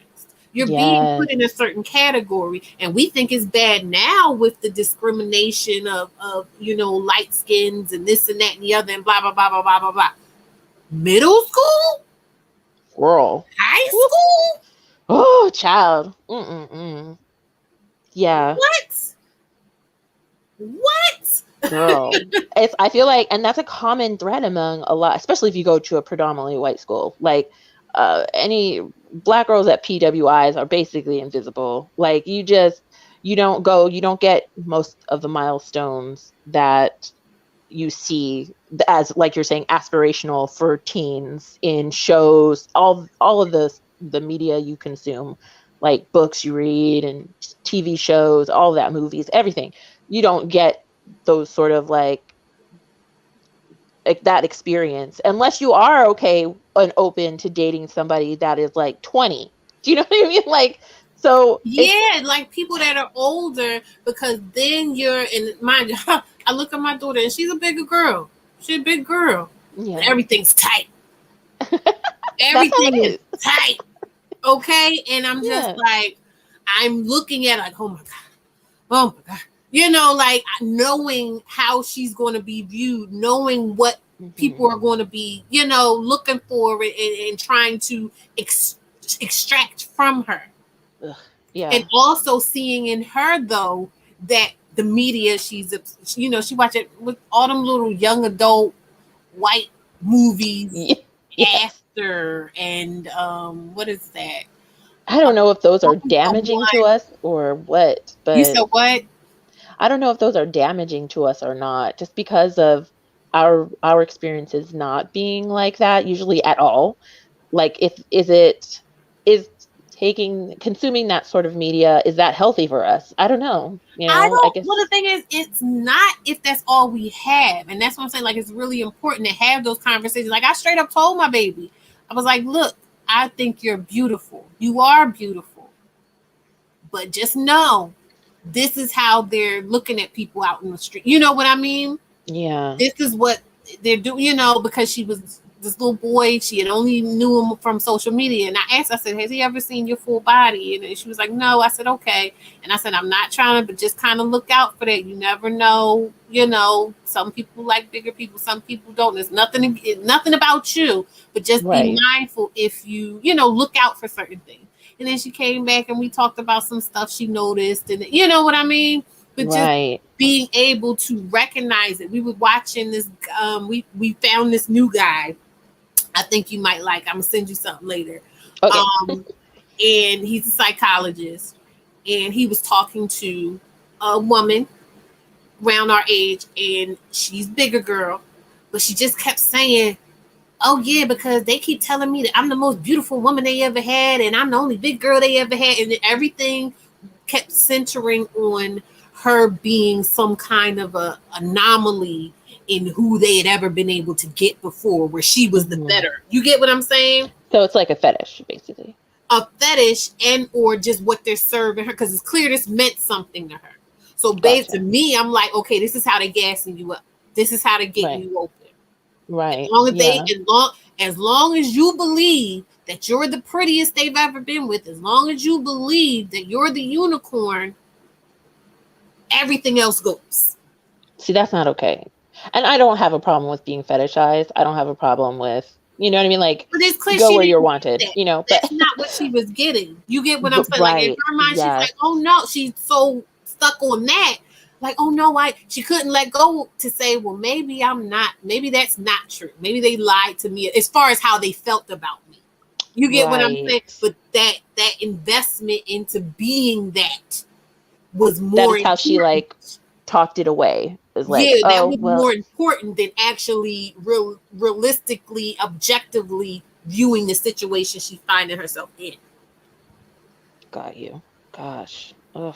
You know, and but that again, that is what happened. I say in my book, I was so hell bent on marrying him because I had a child with him that Hmm. I was rationalizing things and I wasn't reading things a certain way, and it wasn't that bad because we were all going to come together and then it would all be in the past and we would laugh. You know, like I couldn't just say he's just not that into you.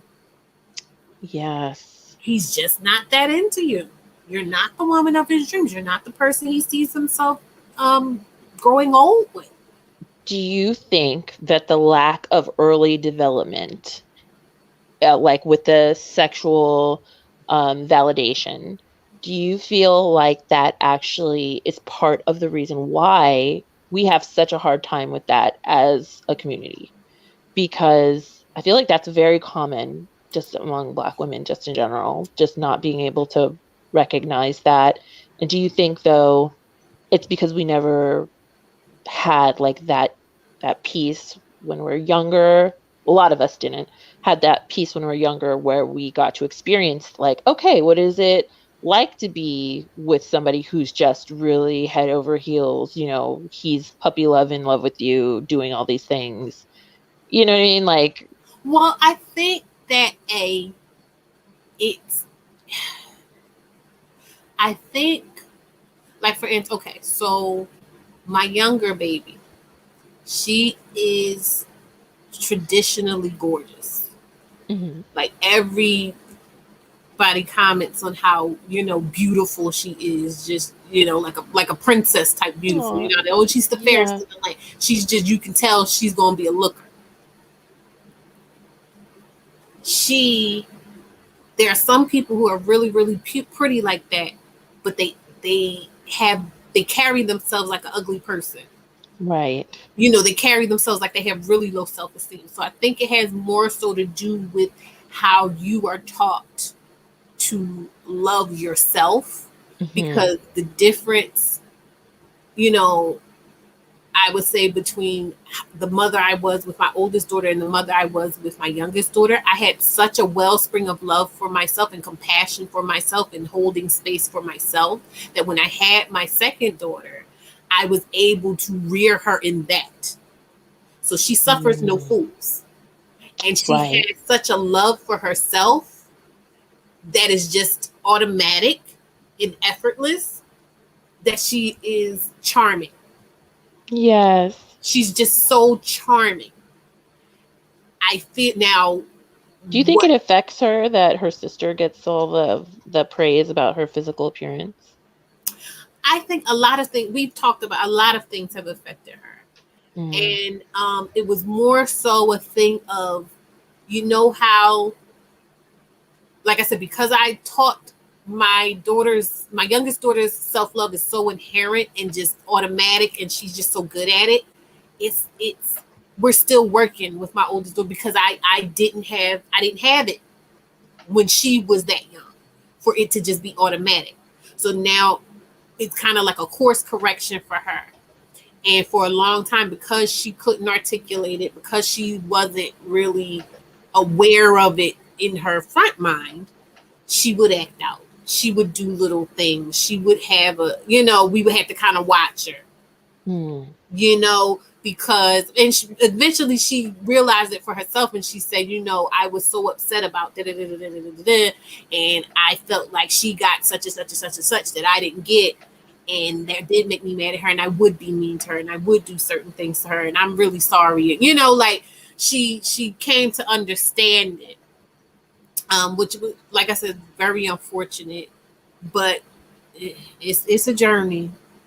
It's a Yeah. journey. But I say that I'm more so worried because when I look at my youngest, she's like I was. I Okay. had a Got lot you. of love at home, but Right. didn't have understanding of the world outside. So when I went outside, I was expecting to be able to operate in the same paradigm I did at home of just taking love for granted. Gotcha. You get what Yes. I'm saying? So that's why Yes. I kind of broke down on one of the older lives because I was just being sad because I'm like, oh man, I didn't appreciate the fact that I had such a good home. Yeah. Because I was so Right. hurt by what happened to me when I went outside of there. Y'all love me too good. Yeah, like y'all doing all this loving me. Why didn't you tell me? You gonna let me out the house? Why didn't you tell me? But that's love too, though. You know what I mean? Yeah. Like, if you love me, you'll tell me about all the bad things Well, that this is possibly the could thing. happen to me. You can't give what you don't have. Mm-hmm. And that's what Mm-hmm. I say. Hey, Lantonette. Hey, Curly Hair and I Care. You can't give what you don't have. And that's why I say, like, when I talk about people trying to do something that nobody they know intimately has ever done, and kind of being that black sheep in a way sometimes in the family because you're going against the grain and you're disturbing the pond, and you get what I'm saying. I Mm-hmm. feel like in the black community, even though we're generations and generations and generations out of slavery, it's still not that many generations. And we are still in that sphere. Like if let's say slavery is here, it's the core. Mm-hmm. We're only like maybe two expanded levels out of Right. slavery, if that. So we're still in survival mode. And when you're in survival mode, you don't really have time to be delving deep. You're surviving. True story. Yes. Mm-hmm. You're Mm-hmm. surviving. So it's good that it's clear we're coming into a space where we're feeling like, okay, we can relax a little bit to go, wait a minute, what's going on? Something's not right. Because we're starting to have, you're seeing conversations in this type of language and this type of exploration popping up everywhere. So we're in a new phase, but we're still in the beginnings of it. Right. Yes. Yes. That's very So true. it's going to Yeah. take probably a couple generations to even fully unpack all of this stuff because we've just popped open the luggage. True story. Do you We just think though popped that we're it. headed in the right direction though, or do you feel Yeah, like there are still things inherent in the way our community is set up that will keep us like down? Do you know what I mean? Because like of we were course. talking in the comments about, how could we prevent something like this from happening? And I was saying, of course, I'm the proponent for like, we need to be talking about sex. Everybody needs to have a healthy connection, relationship with sex going in for us to be able to like help weed out these kind of crappy people.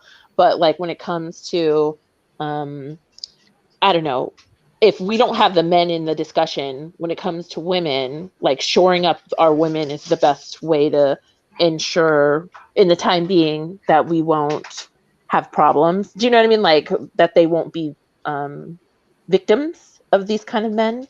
But like, do you think There's that just no 100%. overall? There's I it's about due diligence. I Yeah, think it's about due diligence, and like you know how they say, when you know better, you do better. Like I right. said, we're just kind of coming into an awareness, a collective awareness that things Hmm. need to be unpacked and things need to be dealt with. And I feel like our generation um, is doing the work. Hmm. Or we've started it. Right. Feel like our children are going to, this is the legacy. We're kind of veering to another lane with our Hmm. Hmm. legacy, and we're going in a different direction, a direction of being aware, a direction of being intentional, as opposed to just moving. You're seeing there is a schism, like Deanne says.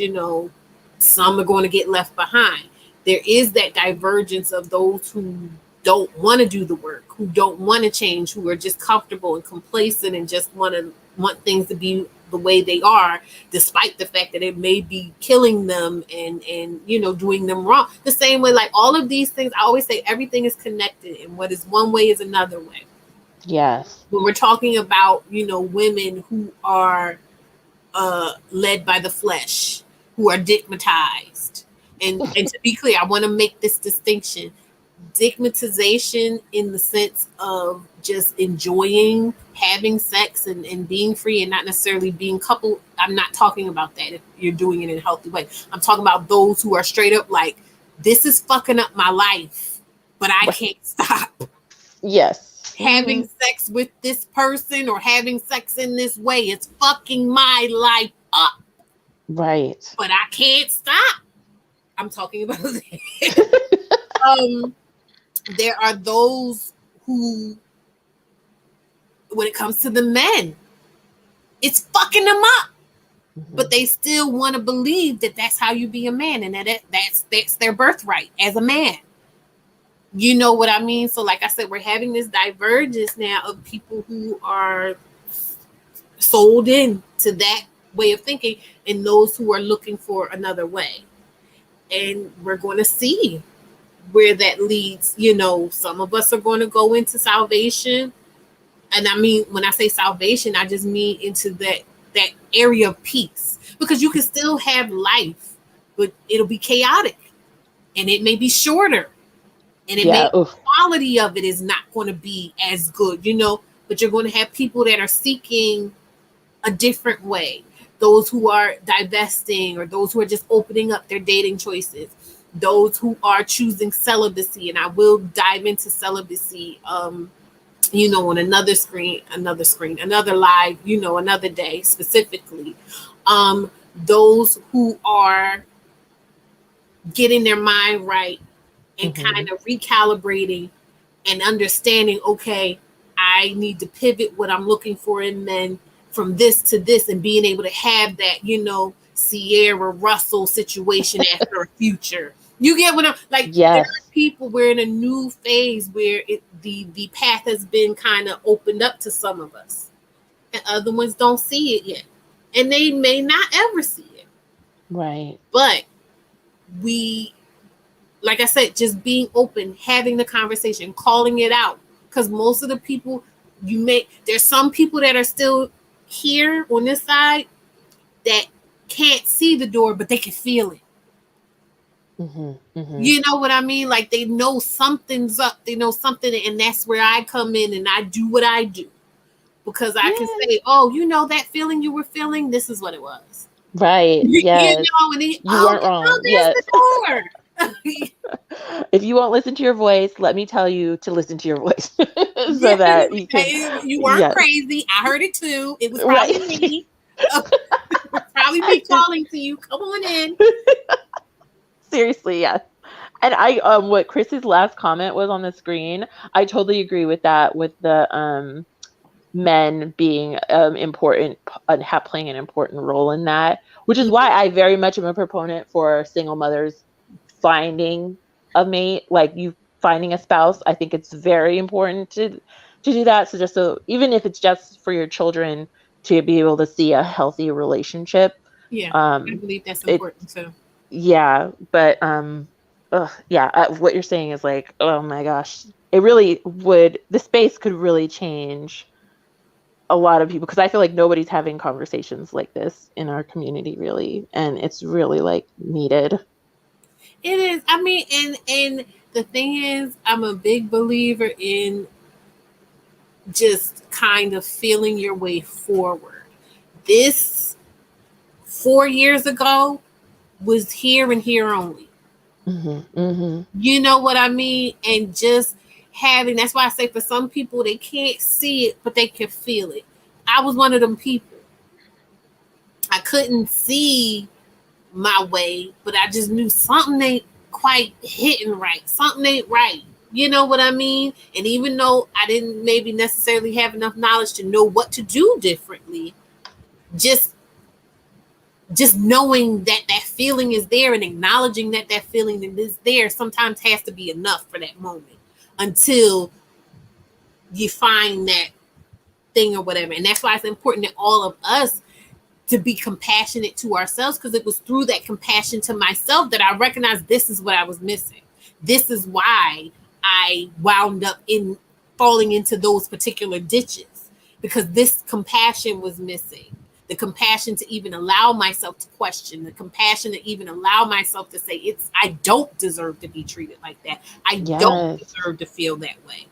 I didn't do anything that means that I should have to be relegated to that for the rest of my life. Yes. Oh, that is so powerful. Was it a specific thing that happened in your life to get you to that place, or was it just, did you feel like you had to reach like a rock bottom of sorts to get there, or did a light bulb just come on one day and you're like, you know what, I actually don't need this, like, or you know what I mean, like, what did you feel?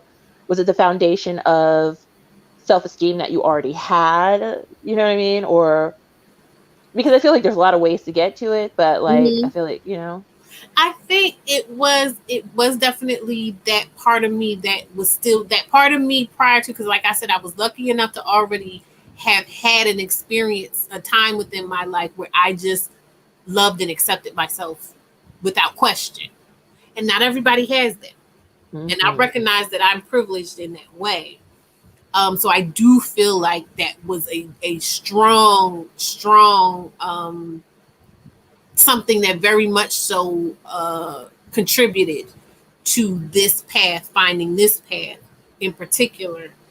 Um, Ultimately, it was like a rock bottom emotionally.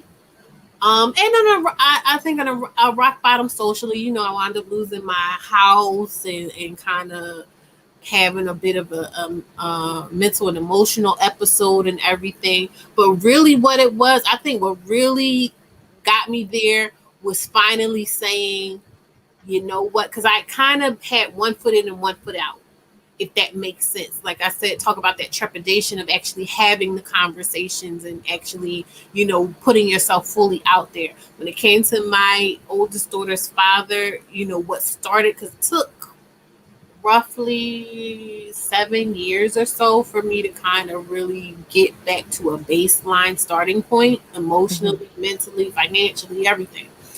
Um, but the beginning of that crash came with me just kind of saying, you know what? I've been dancing around with this nigga for years now. I'm going to give it one good go. And because prior to that, what I had been doing was I kept trying to prove myself to him by like getting myself together on my own and figuring, okay, once he sees how good my life is, he's going to understand that we can do even better together. Then once I got to like the pinnacle where I felt like I could or should have been at that particular point in my life, I damn near begged him, like, just come live with me so you can have the Kiana experience. So you can Yeah. really just know what it would be like to be with me, right? hmm Not understanding that he had checked out years ago and he had his own agenda going on. And he, whatever. He came because I found out later on he just didn't have anywhere to be anyway, besides Ugh. like his mother's house or something. So Yeah. I was quote unquote the better choice for him. He came, like I said, and that's what I'm talking about when they'll come in and they'll go, oh yeah, yeah, yeah, we're working on things, blah blah blah blah blah blah blah. Blah. hmm He came, but what I hadn't realized up until that point was it was a blessing that we had never really been together because he was fucking draining. The way mm he is draining on somebody like me who is very like I am solutions focused and I put a lot of energy into like I can't turn my brain off. So hmm I'm constantly processing and I'm constantly like trying to improve things. And then so it was clear that something was off because he wasn't planning on staying. But I was putting so much energy into getting him to say. And the weird part about it is I did like this much work and energy, right? I did see progress, but it was like this much progress. Ugh, gosh. You get Ugh. what I'm saying? Like I But was, then even seeing that makes you think, oh, okay, it's working. Like I'm getting something. yeah, I So was just like, but I didn't realize that it shouldn't be all that, because if you go with somebody with the right type of person, you'll be able to do this and get this.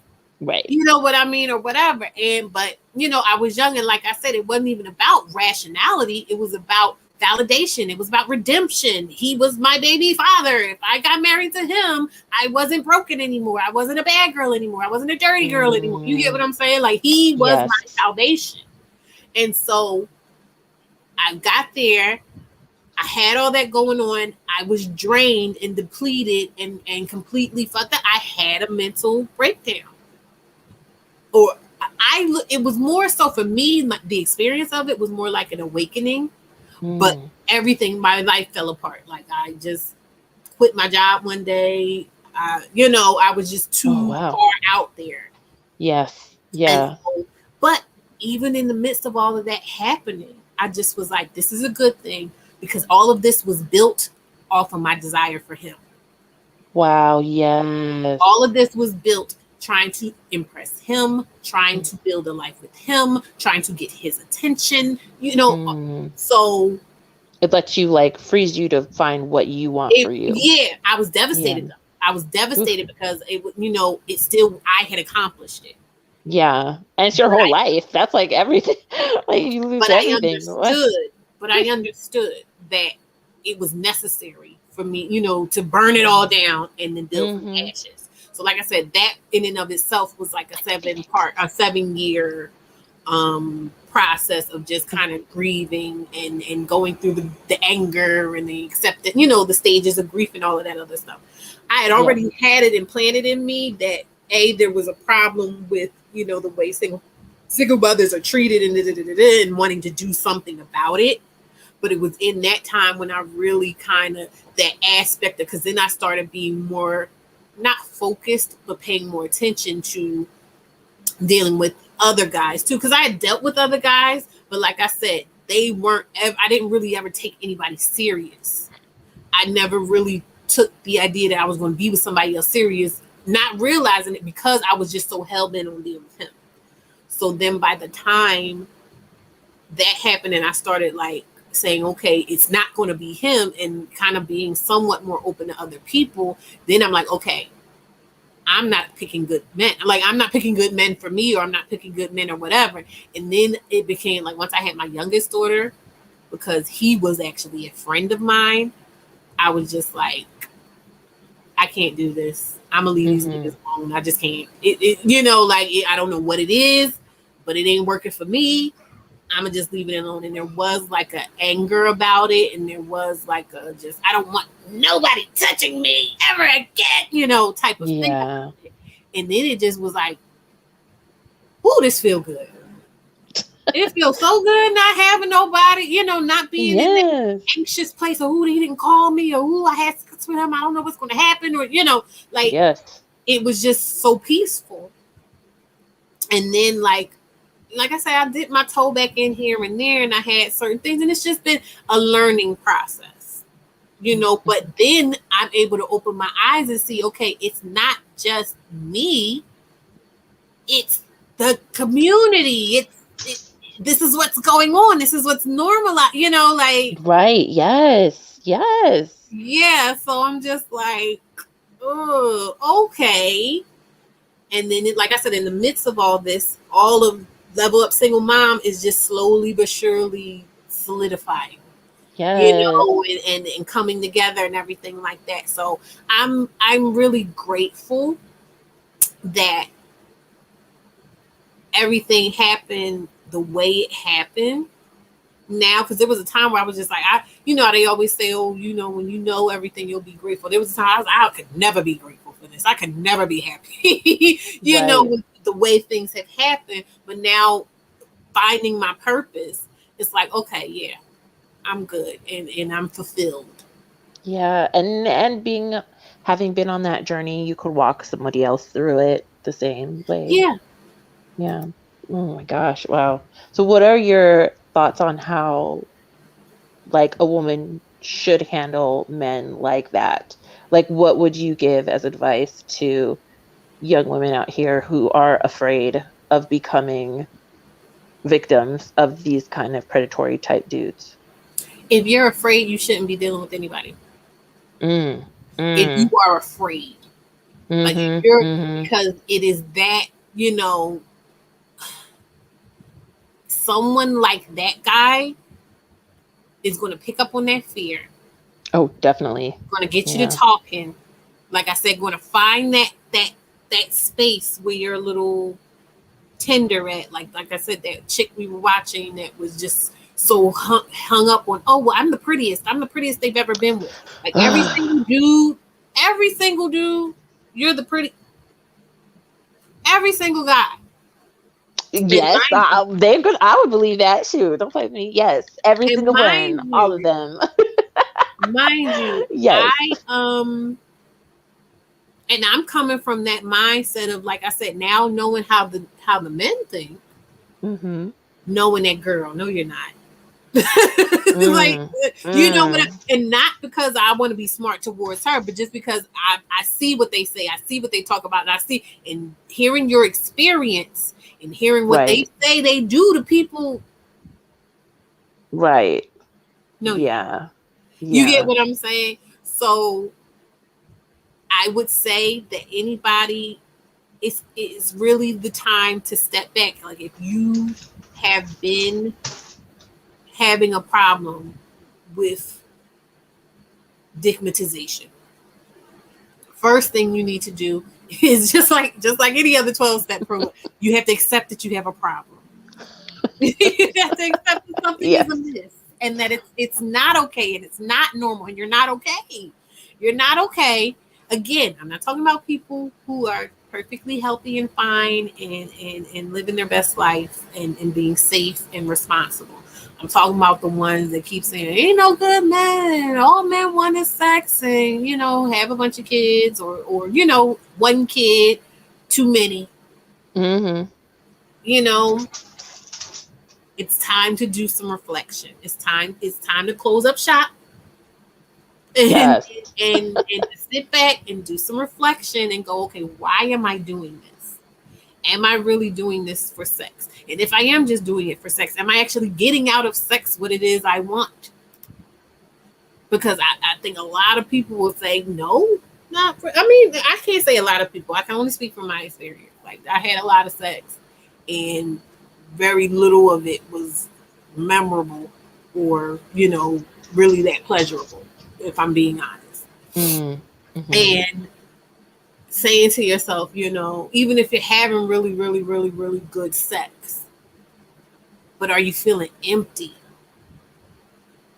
Like, is it filling you up, or are you always feeling empty? Are you always feeling like something's missing afterward? Does it make you feel worse once you've done it? Right. Does it followed by shame? Is it followed by anxiety?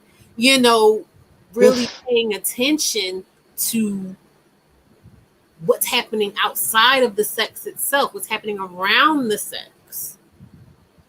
And if your answers aren't good, then needing to take a step back to explore, to recalibrate, to get clarity on what it is you're going, because you may find that whatever it is you need, you can get without having sex. Yep. Yeah. You know, That's enter celibacy. No. That is like a great solution for those kind of women. Like, if you're going through but something some like people, when you that. say Yeah. celibacy, it's like you're cursing them out. Oh my gosh. It's like you're cursing them out because they're just, how dare you expect me to deprive? But again, I can't be mad at them, because that's what I thought. I thought I was depriving myself of the one thing that life had to offer me at this point. You get what I'm saying? Yes. Yes.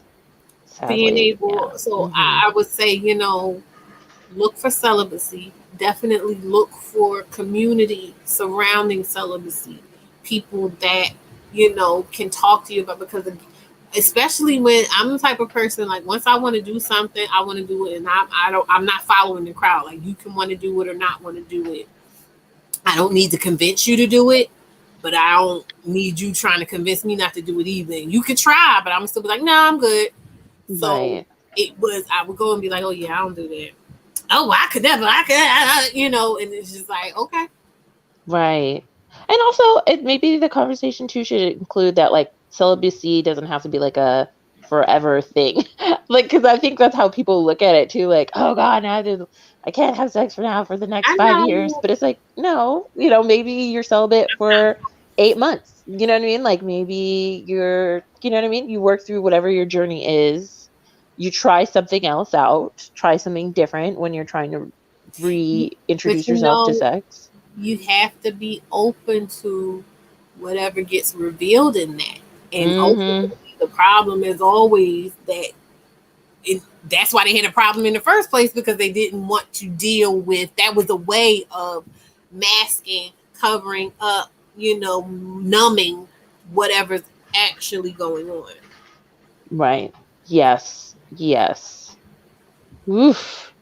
At that point, though, maybe everybody should just be in therapy. Everybody needs to at least talk to a therapist once. Chris says MGTOWs get a bad rep for the decisions regarding voluntary celibacy versus incels involuntary celibate. What do you mean, Chris? You said they get a bad rap for their decision. Oh, because they're choosing to be celibate, and they're just like, why would you choose to be celibate? But that's what I'm saying. Like, Yeah. there's always going to be those people who are going to say, why would you choose to do this wise thing when you could do, why choose to do good? And I'm not saying good Mhm. like sex is bad, but I'm saying like, if you're choosing to be celibate, obviously you're choosing it for your highest Reason. good. Right. It's like, why would you choose to do this? Why would you choose to deny yourself pleasure in the now for Mhm. something bigger and better that you feel like you're going to get later, right? It's like being sober. It's the same Right, thing.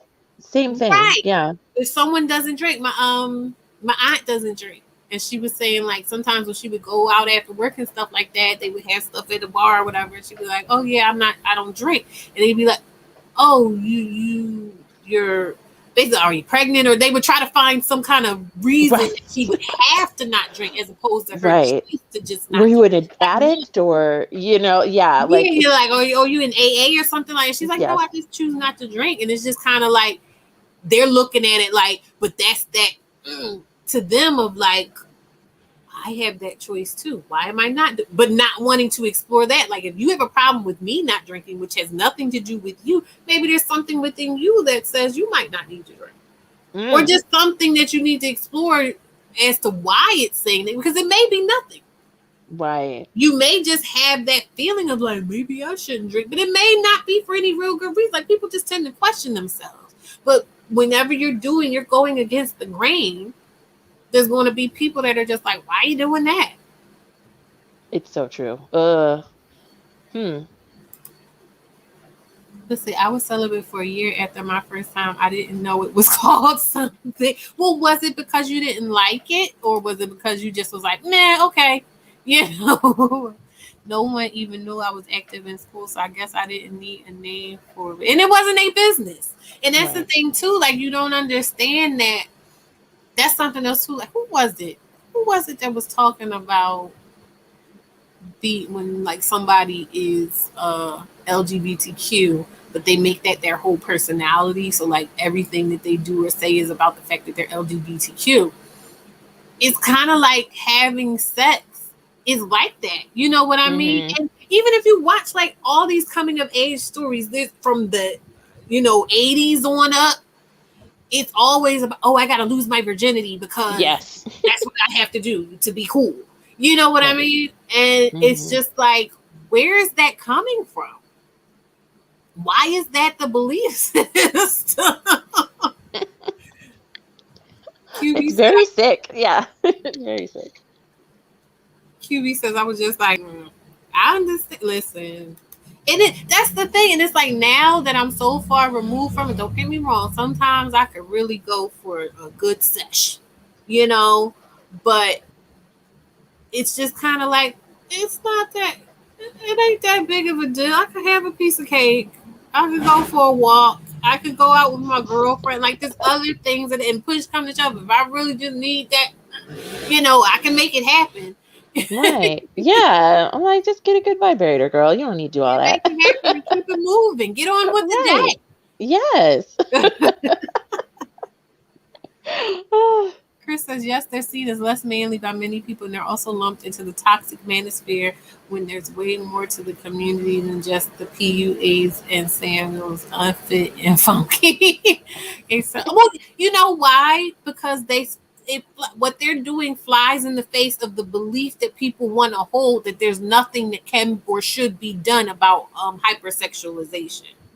You Hmm. know what I mean? Like people can't just sit and say, "Oh, well, I can understand that they would choose not to do it. There's other things they want to do with their time, and that makes sense." You know what I mean? As opposed to just like, "No, you're not a man," because that's the crux of their belief of what manhood is. I want to be a man, and the only man, only man is a gamma man because the gamma man is the only man. That's, Yes. Yes. Yes. like I gotta be that because that's what I want to believe. White patriarchal manhood is what I aspire to. That's the only type of manhood that it's valid to And me. sex also creates like a hierarchy among men. So, Yeah, and they you we know, know how they love their hierarchies and their they games do. and all of that. So it's just like there's no way if they were to say, yeah, that's not necessary and it actually might be a bit harmful, then what are they going to do?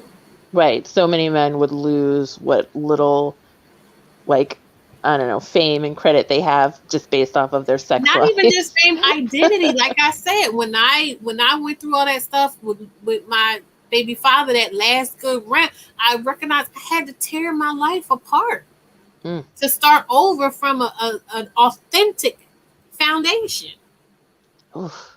And can like that's scary. if Yeah. You're like, I who am I? I Yeah. don't know Hmm. if I would have done that, if I would have went into it knowing that that was going to happen.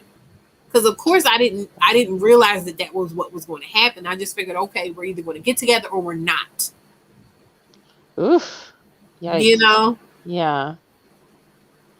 Ooh, because then to think like if you had known that though, and I guess maybe knowing it is why some people don't want to do it. You know what I mean? Like, it's a subconscious um protective barrier, and like I talk hmm about in the book, that veil over everything, just not wanting to look at the reality for what it is. Now the thing is, if I had been even more aware, I would have understood that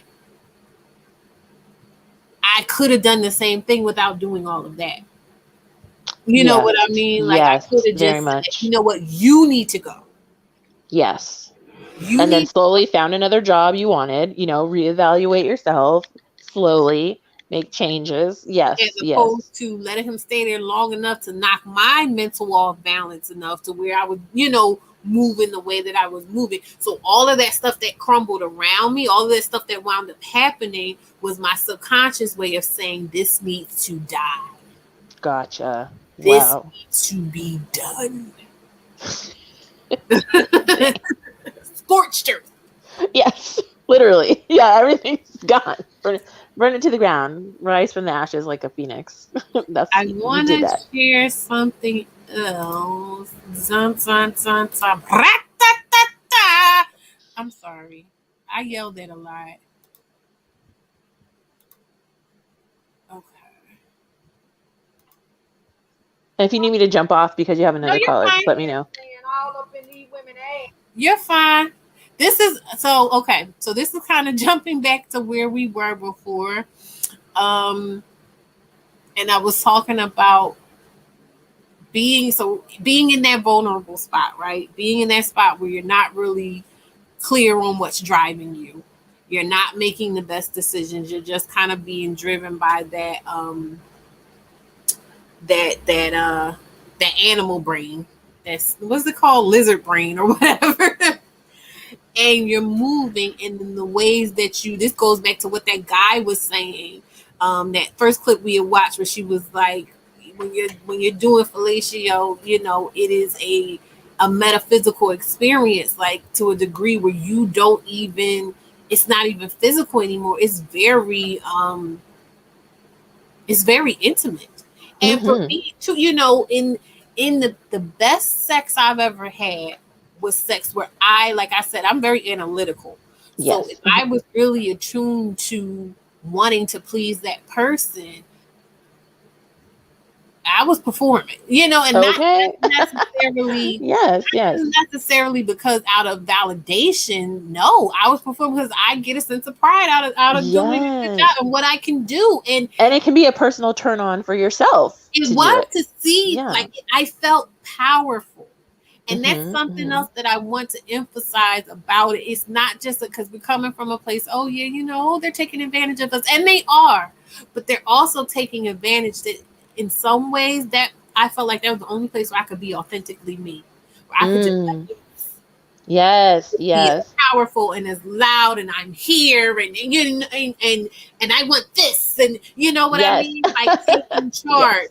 in that way, especially with my oldest daughter's father. Like, that was a bit, like, I built a big chunk of my belief about us supposed to be being together based off of that, because that was the one place where we could. It's this song, what's it called? Is a Pillow Talk. Oh, yes. Uh-huh. That That's the one. You know what I mean? Talking Yes. and fighting. It's just like Yes. that was. It was just like I felt like you. Did you ever watch 300? Yes. And you remember when they was that sex scene with Leonidas and Cersei? I'm calling her Cersei from Game of Thrones. But, Forget. No, I don't remember. well, it was pretty much in the beginning, and they were having. It was just like epic, and it was slow motion, and the air is blowing, and their bodies look Oh, great, and they were just. was it like the mystic or whatever that he was with? Like the Oracle? I think it No, was like he an wasn't. No, Oracle. the Oracle was dancing by herself, but that's basically what the sex scene looked like Okay, yeah. with them two. The Oracle was just floating in the air, but Right. it Okay, was just yes. like that's to me. That's what it felt like in my mind. It was epic. You know what I mean? And Yes. I felt like a badass, and I felt like, yeah, I'm doing it. You know what I mean? And Yeah. it was that in and of itself was intoxicating too.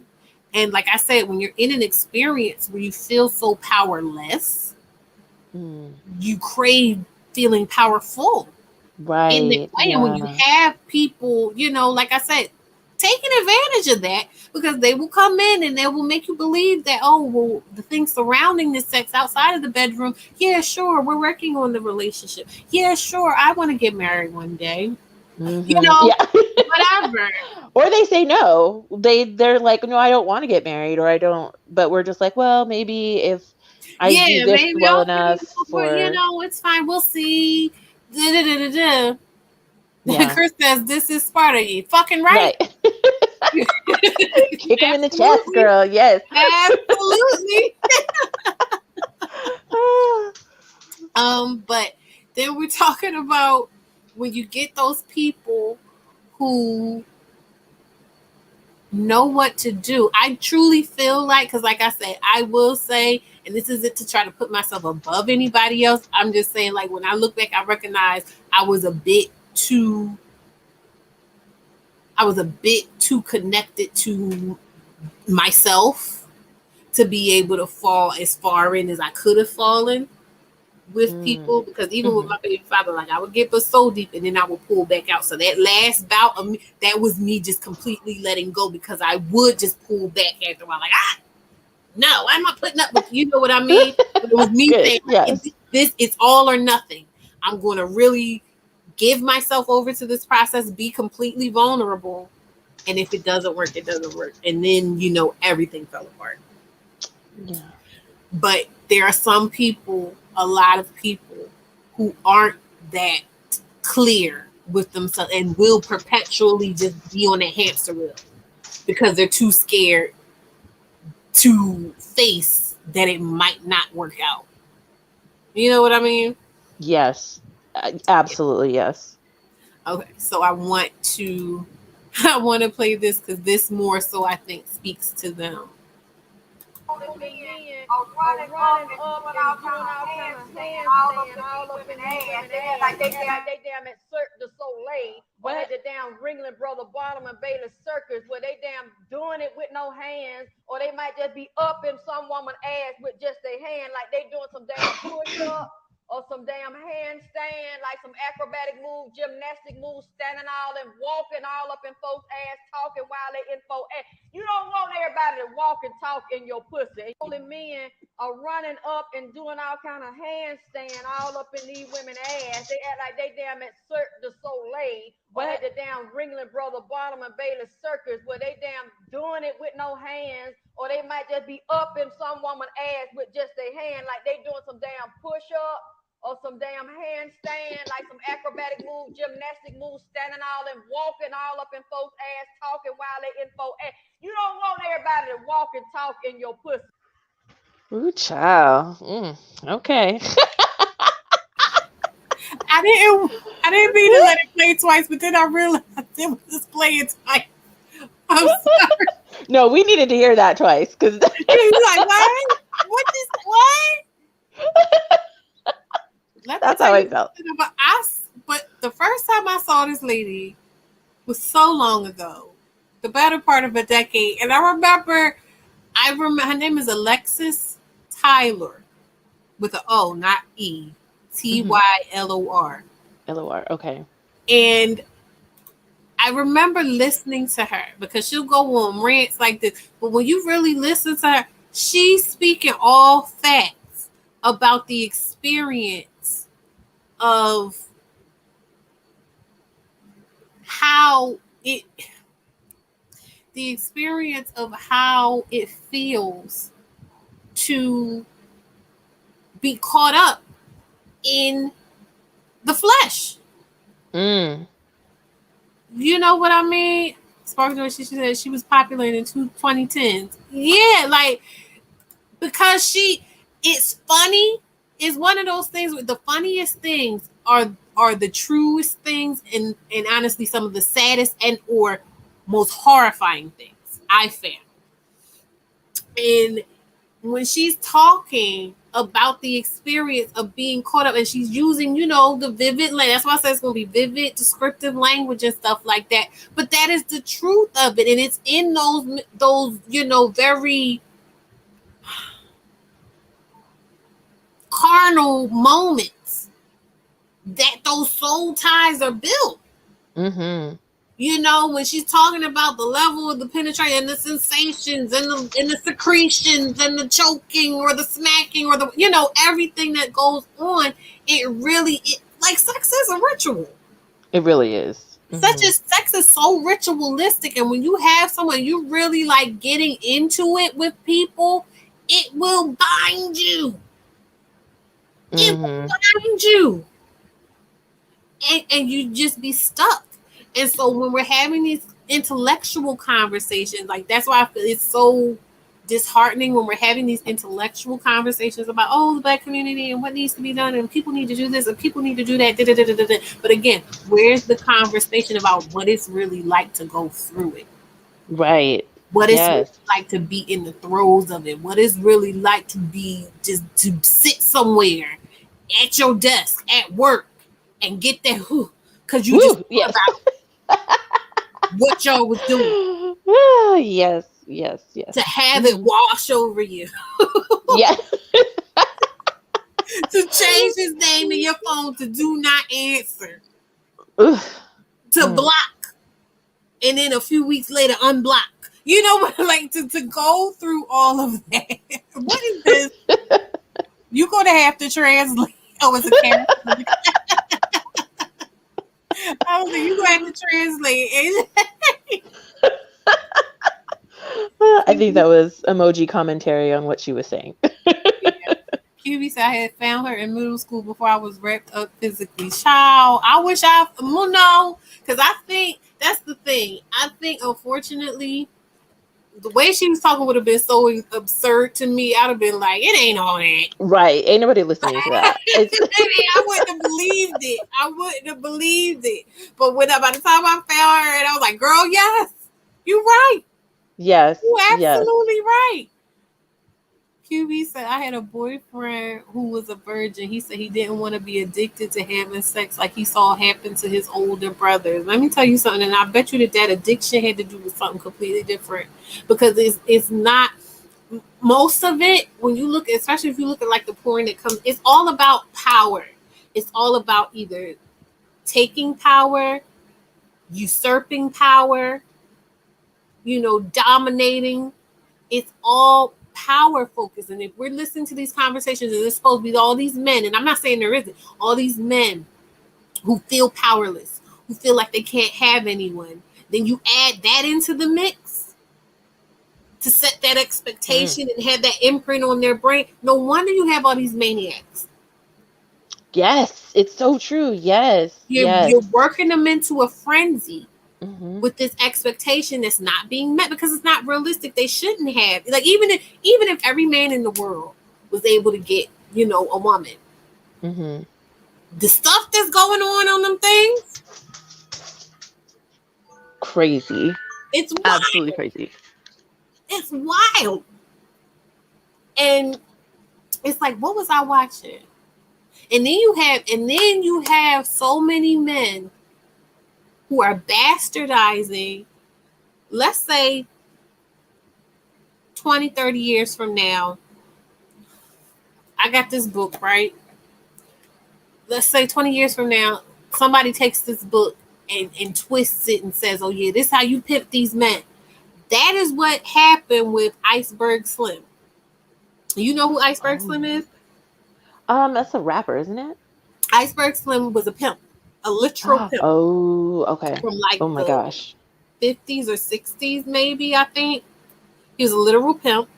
Mm-hmm, mm-hmm. He wrote books about his experiences as a pimp, how he became a pimp, how he, the methods he used to break the women down mentally and emotionally and everything like that. I watched a documentary on him like a couple years ago. Oh wow. Turns Okay. out he said because I never read his books. He said he wrote the book as a cautionary tale. Wow. You When you watch, I think in the same documentary, they were showing like the rappers. I'm talking about the OG rappers, the ones that first started this bullshit. Ice T, um, all them on the West Coast, and some people on the East Coast. I don't remember exactly, but I remember specifically seeing Ice T, and all them on the West Coast, Dr. Dre and them, Easy E, all them was Yes, into the yes. same stuff. Snoop Dogg was into the same stuff. Who did Pimpin' Ain't Easy? Oh, like I feel Yeah, like yeah, all Easy of it. really, really went hard The into the whole like pimp foundation stuff. of their music, of their ideology, and how they deal with women and perpetuate, dealing with women is based off of Iceberg Slim. Wow. That's so gross. And to hear that man say himself, I didn't write this for people to be doing it. I wrote this for people to stay away from it. That's but then it's like you wrote it though like a an instruction guide. But that's what I'm saying. This book has instructions. This book has, because I'm saying this is what it feels like. And this is how I did it. And this is breaking it down. Because in order to reach people and say, like, if you hurting this stuff, to break it down and say, this is how I got here. Because he wasn't looking at where he was as aspiration. You get what I'm saying? Yes, yes. He That'd be wasn't looking at it like the as aspiration. manosphere taking your book and using it to try to This how I'm gonna pick pimp up these single niggas. mothers. Like, or This how I'm something gonna like pimp that. these niggas. This how I'm gonna, I'm gonna tell them like this, and I'm gonna treat them like that, and I'm gonna do, and they think this, and I'm gonna make them think. You get what I'm saying? Like, they took what I said and maybe crafted a persona to seem this way, but to be moving behind the background and doing different. You get what I'm saying? Yes. Ugh. But these dudes, instead of saying, "Oh wow, this man went that route," and he feels like this is wrong, this happened to him and it wasn't good, they go, "Oh yeah, this is how we pimp these bitches." Right. And so Oh, you have how many, generations now of young men and grown men and expiring men going out having perpetuated that mentality. There was a good question in the comments from Invincible Summer. She said, do you think more men than we'd assume feel pressured to have a bunch of sexual experience, like some don't want to or aren't that into it, but pretend to just so they could be on the male hierarchy? Yeah, definitely. It's the if you, especially if we're talking about how many of them probably had some kind of encounter that they shouldn't have had at a young age, having to rectify that, Mm-hmm. then wanting something real and tangible that they can own within this patriarchy, and it's promised through domination, sexual prowess. That's what it takes to be a man. And especially with the black people, like I said, if I'm me with all my privilege of having a good home and everything like that, came to the conclusion that all I had in this world to call my own was the activities between my genitalia and other people, how wouldn't the black community as a whole come to that conclusion? Mm-hmm. Mm-hmm. Where we have so little to call our own. Like all we can do is fuck and have babies. And then you can go now I'll say let's go back historically into what were we here for? Right. What were we trained to do? Right. Oh my gosh. Have you noticed that though? Like there seems to be like a cultural shift now where men are like, "Oh, you haven't had a kid?" Like it's almost like looked down upon if they don't have children for men in the black community. Like, "Oh, I need to have a baby." Almost like I guess to show that they are having sex or something. I don't know. Like it's something that I've noticed now. The guy I was talking about a couple weeks ago, the one that I said had issues, and he actually tried to get me pregnant. Like he confessed that he was trying to trip up and get me pregnant. What? He couldn't, but he tried. But Uh, I remember we had a conversation. He didn't have children, and I asked him. I said, "Well, what do you want a child for?" right. Yeah. And he was like, "Because I don't have one." So kind of it is like an entitlement of that Just to be able my to say I legacy got goes something. on, and I can say I have one, and even looking at these other dudes got babies, I don't have babies. I'm a better man. I'm a provider. I'm a this. I'm a not even necessarily just looking at it as something they should have. That's so weird. Don't you think that like I don't know. It's like you're making children that you don't actually want as some sort of like status, signifier. Yeah, that's what I Like really got from him. It was just more so. But guess what? People get married for that reason. that's so true though. People do a lot You of never stuff lied. because they're just like, Mm-mm. this is the age I should be doing. This is the age. That was a part of the reason, that whole situation with my baby father. That was a part of the reason I was like, look, this is now or never, because I'm like, I'm approaching 30. I was like 27, 28, and I was just like, it's about time for us to start getting ready to settle down. Like Yes, yes, it's there's a true. lot of that. And like I said, you don't even look at it like, this is crazy. Do I really want this? You just Right. look at it like, no, it's time. It's time. I'm supposed to have this by this age. I'm supposed to have this by this age. I'm supposed. Right. But we don't even do that though. It's not like we're saying we have to get married by this stage before we have the children. We're just like, oh, let's just pop out a bunch of kids and then, do you know what I mean? Like, we're not having those kind of like one thing before the other. Because I feel like other communities are having those same feelings. You hear white women talk about this all the time. Do you know what I mean? Like, oh, I am almost 30 and I haven't had children yet, and my clock is ticking, blah blah blah. But they You still want to hear something maintain. funny? Hmm. I went to one of the local playgrounds with my youngest, and they had like a little water fountain for the kids to play in or whatever. And she was the oldest kid there, like she's 8. there were like at least 3 white couples. They looked like they were in their mid to maybe late 20s or early 30s. I couldn't really tell, and they had like babies and very young toddlers. But they kept kind of looking at me.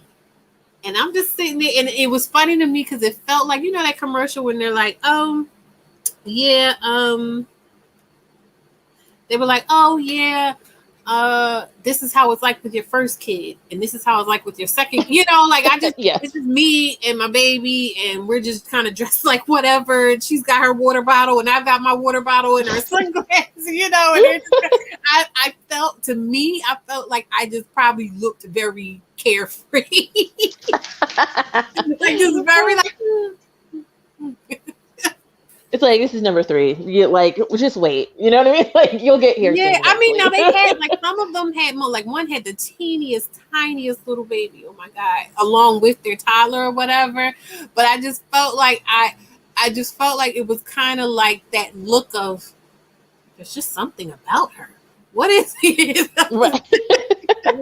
She just seems so chill and relaxed. Like, what does the inner peace look like? Yeah, Yeah. this is it right here. Yeah. Mm-hmm. But it was like I said, it was a cluster of at least 3 of them, and I think it is like that not hive mind, but just like social grouping. Mm-hmm. Social grouping of just like, oh yeah, we're the young family group. You know what I mean? And wanting to have that and wanting to be a part of that, and like kind of in your mind going, okay, yes, I'm ready for us to do this, so then I can get mom friends and couple friends. Like you'll see it on TV. They're like, oh, we need more couple friends, or we need more friends with kids so we can hang in these type of group and have these types of encounters, those play dates where the kids play and the parents sit and talk about parenthood. You know what I mean? Right. Wanting to do those milestones that were promised to us in media. Mm. Chris says firsthand experience male peer pressure and sexual encounters too young. Got to bounce for work meeting, but any thoughts on influence from the toxic nexus of racism and cultural embracing of black exploitation? Well, definitely. I mean, that was another interesting thing that I was watching in that whole Cosby documentary or docuseries, because they were talking about how he had crafted this image of just being America's dad, like he had transcended race, and it was just wholesome family values, and even the way that his wife and his kids were always carted out for the magazine shoots and stuff like that, but they were conspicuously missing from the sets and any of his actual work stuff, like except for maybe a red carpet here or there or whatever.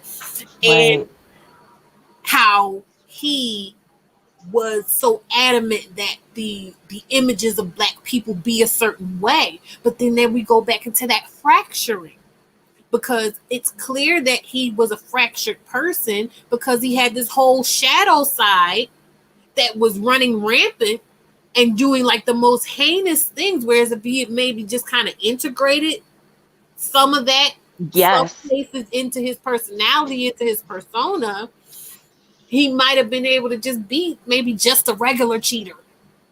Like Instead of out here drugging folks and raping folks. Yeah, it's like, girl, I mean, but he was. then again, the question is, because that was a really good docuseries. Like anybody that hasn't watched it, it's on YouTube. You can watch it. It's called "We Need to Talk About Cosby." It talked about how like the trajectory that his career wound up taking, but it kind of painted it like it just sort of happened that way, and he just kind of made the most of it. Like he was trying to do certain things that just didn't work out, and so he wound up pivoting and going more towards, okay, well, I'm going to become America's dad. And then from there he just took off, and that was his end. So it was just kind of like, well, was it actually by design, or did that just kind of happen? And was he kind of, but even before that, I don't know. Like I had to go back. I do want to rewatch it because it was just that good. I want to rewatch it.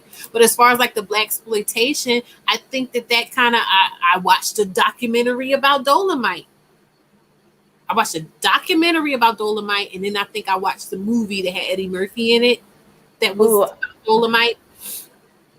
I'm trying to remember. I didn't watch that. I didn't watch the documentary, although that sounds really good. Was it good, or like what It is your was takeaway? good because it was talking about how Dolomite was kind of like a comedian. He was kind of pre-rapish or whatever. Basically, he got on by making these rap like it was something that black people would do, kind of like playing the dozens, but they would come at it was more raunchy and nasty the way they would do it, and then he put it on a record.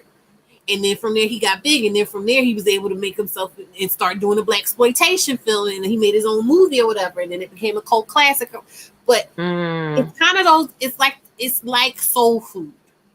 We take the scraps we're given, and we make so much out of it, but eventually it comes back and bites us in the ass. You know what right. I mean? We Because know it it's not never, good for us, but yeah, it's just a part of our history, and not even it's that it's something a we. part of our history. Like we don't know when to transcend.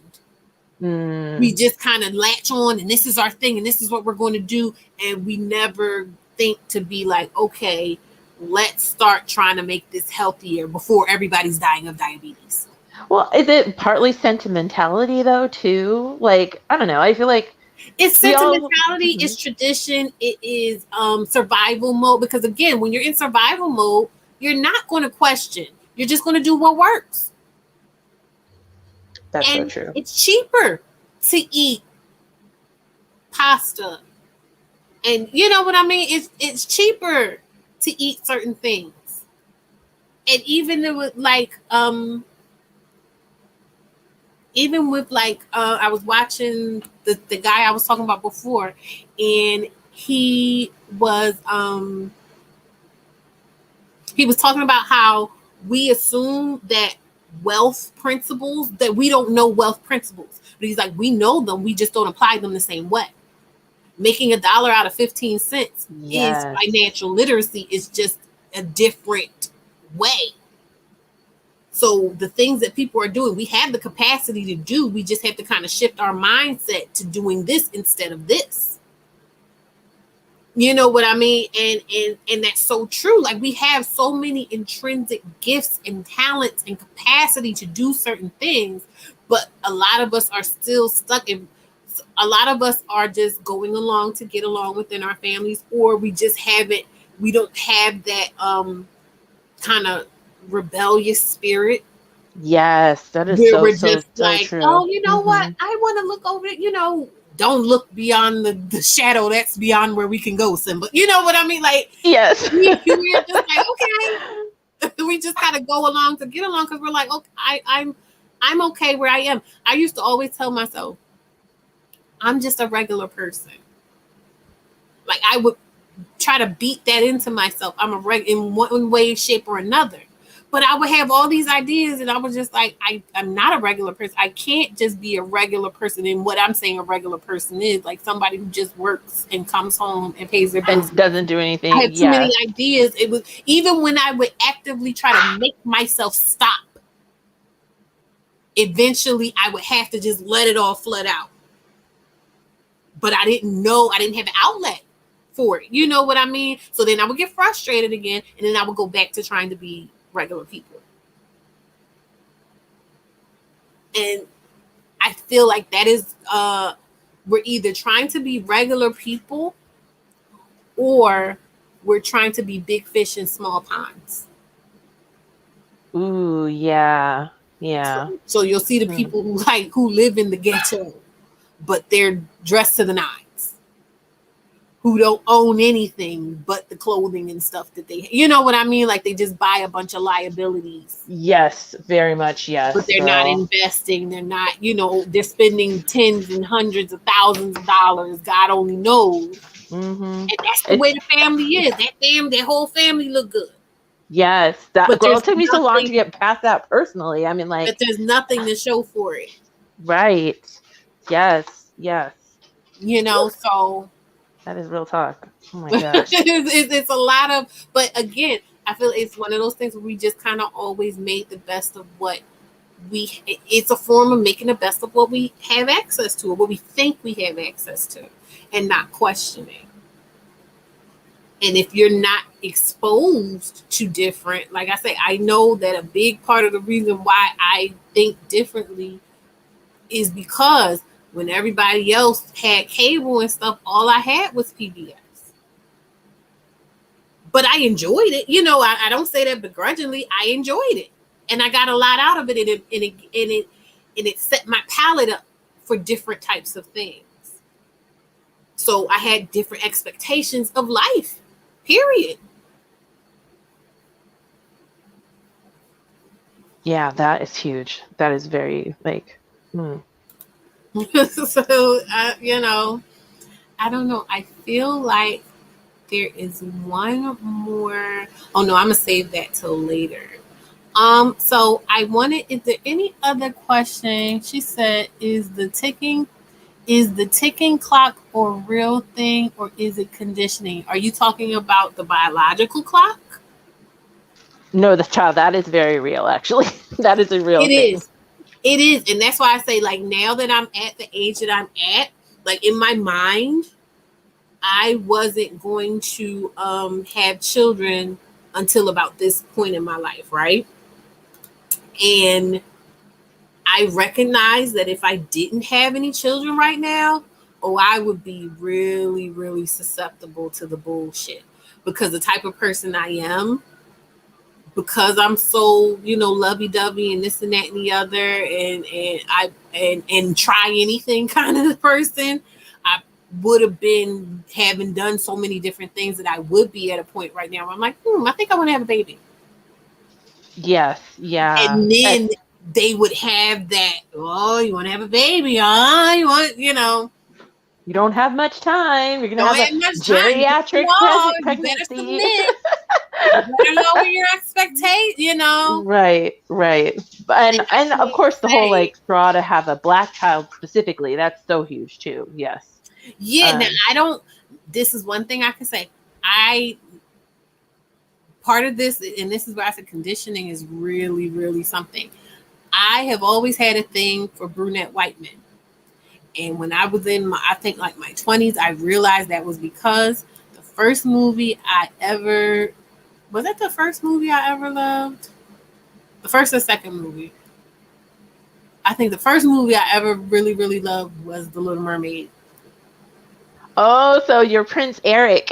You always wanted a Prince Eric. And then right after that, Keanu Reeves. Oh, yeah, So he's I fine have, though. You had good taste. I mean, at least it wasn't like you were I just had kicking I bums had out a here. thing for brunette white men, and to this day, every Superman except Christopher Reeve can get it. You know, Superman is like my guy, and so Yes. pretty much all the actors are always just, mwah, you know. I mean, girl, he is the Man of Steel. I mean, you know what I mean? Like, how could he not, right? Henry Cavill, Jesus, but it's Oh, like, girl, but I'm that I'm is a saying that beautiful to say, and man. of course I did like the Jonathan Taylor Thomases and the Prince William. That was what was being pushed at that Right. time. So I'm saying that in my mind, I was never closed off to white men. So had I not had my daughter, I would have been more, out there, and I would have been open to anything. So who But do knows? you feel with black children that you kind of almost are more wanting to be in a black relationship, black love relationship because your children are black? No, but I do think that I have felt hesitation about trying to pursue white men, or like, not pursue, but like be intentional and like forthright with putting white men into the roster and seeking out, making sure somewhere in the roster, because I Mm-hmm. felt like, first of all, just dating in general, I have kind of avoided. One of the reasons is because I just felt like it was just too much work being in the situation I was in, feeling shame around that, feeling like how overwhelmed at the idea of what is too much to ask of someone or what is too much to expect of someone. And then like I was having issues with my oldest daughter's behavior, so just feeling like nobody's going to want to put up with this because I don't even want to put up with it. You know, it was just so many other things. The last issue on my mind was whether or not the person was going to be black or white, to be quite honest. I do think if I could do anything different, if I could go back and do anything differently, I would have made more of a concerted effort to expand my options.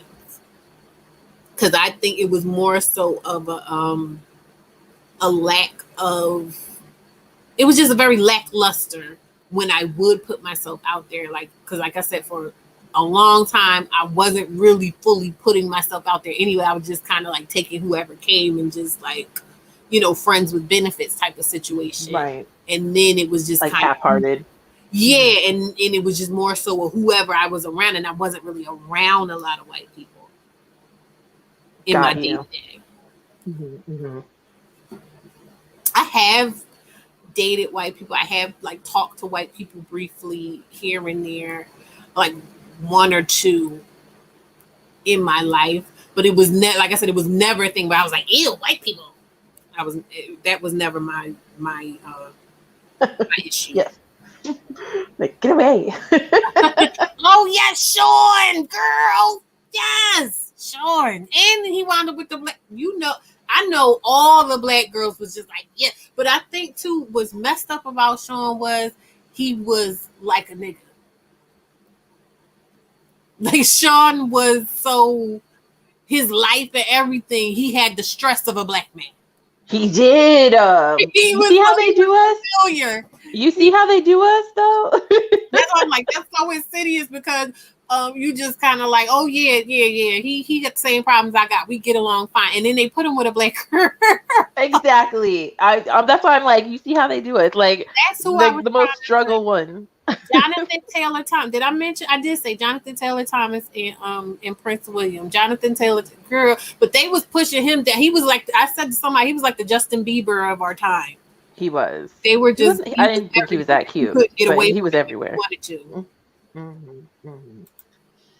Yeah, I didn't think he was that cute, but he was everywhere. You really could not get away from him. And Brendan Fraser. Yes, his death was so tragic. Brendan Fraser is alive. Is he? Yes. Which one is Brendan Fraser? Maybe I'm thinking of the wrong one. I don't know who you're thinking. Brendan Fraser, Encino Man. Oh, he's not that great looking now. He's gonna age well. You know why? I would still take him. He's fine to me. You know why?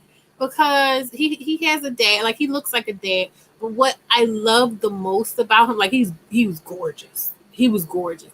But he always played the kindest, sweetest people. And you know why he got blackballed by Hollywood, right? Yeah, I heard it, and that's sad. And that's really sad. So hopefully he could get his career back now after Me Too. You know what I mean? You brought like everything to Jake light. Gyllenhaal? I guess. He's cute. He's cute. He's cute. He alright. I guess. He got that Disney Prince look. Jake Gyllenhaal? Yes. Yes, he does. I mean, you don't think he does? His eyes are gigantic. His eyes are big. Him and his sister, he looked better than the two of them. Between the two of them, like but real talk. But who else? Oh, Zac Efron. Oh, that is a very handsome man, girl. Today's Zac Efron. Yes. Look, not us glorifying white men. I mean, they look good. They look good. Girl, it is what it is. I'm here for the objectification at any time. Harry like, Potter. Just call me. Harry Potter is another one that gets me with. I like him. I feel like I like him as a person. I feel like I know him, and he seems like a cool person, a nice guy. She said Jake is creepy looking. Yeah, he's. I don't know. I second the Jake being cuteness. I think he's cute too. I'd be. Spark Joy said only in that movie. Lantonette said she was for Corey the entire time, as you should. He was good, clean, and wholesome. And Wilfredo too. Oh, so. Wilfredo, that was the big brother. I don't know if I had a crush on him, but I think I just like him in general. He's just a funny guy. He voiced a lot of cartoons, and I always recognized the name, so I always just kind of liked him. I don't think I had a crush on. I think I did have no. You know what made me like Jesse McCartney? He was on Law and Order. He was on that one where him and the girl had sex or something, and they were in like this really religious school, and she broke his heart, and I don't know if he killed her or something happened, and he was like, we were supposed to be together, or no, I think she had sex with somebody else. He was like, we were supposed to wait until we got married, and it broke my heart. I was like, oh, Jesse McCartney. Oh, I cannot place my finger on that person. He was the I'm same. so Oh, terrible. Uncle Jesse, he still look good. I don't care what anybody says. Yes, He he's still handsome. look Yes, good. he does. What's He the did face? age very well. What's his name? The other Greek one that was with he's on the commercials now for the apartments. Why can't I think of his name? Goldblum, Jeff Goldblum. Oh, that is one of my like celebrity crushes, girl. I love me some Jeff Yeah. Goldblum. He is a zaddy all the way. Like he is aging so well. And he just got a crazy, quirky personality that makes him Yeah, fun. the pregnancy pack episode. Yep. Who else is doing really good? I don't know. We were talking about guys in the thing. Somebody was talking about Robert Pattinson. Was that you, Summer? I think it was Summer. Robert Pattinson. And I was just like, he looked like he stink.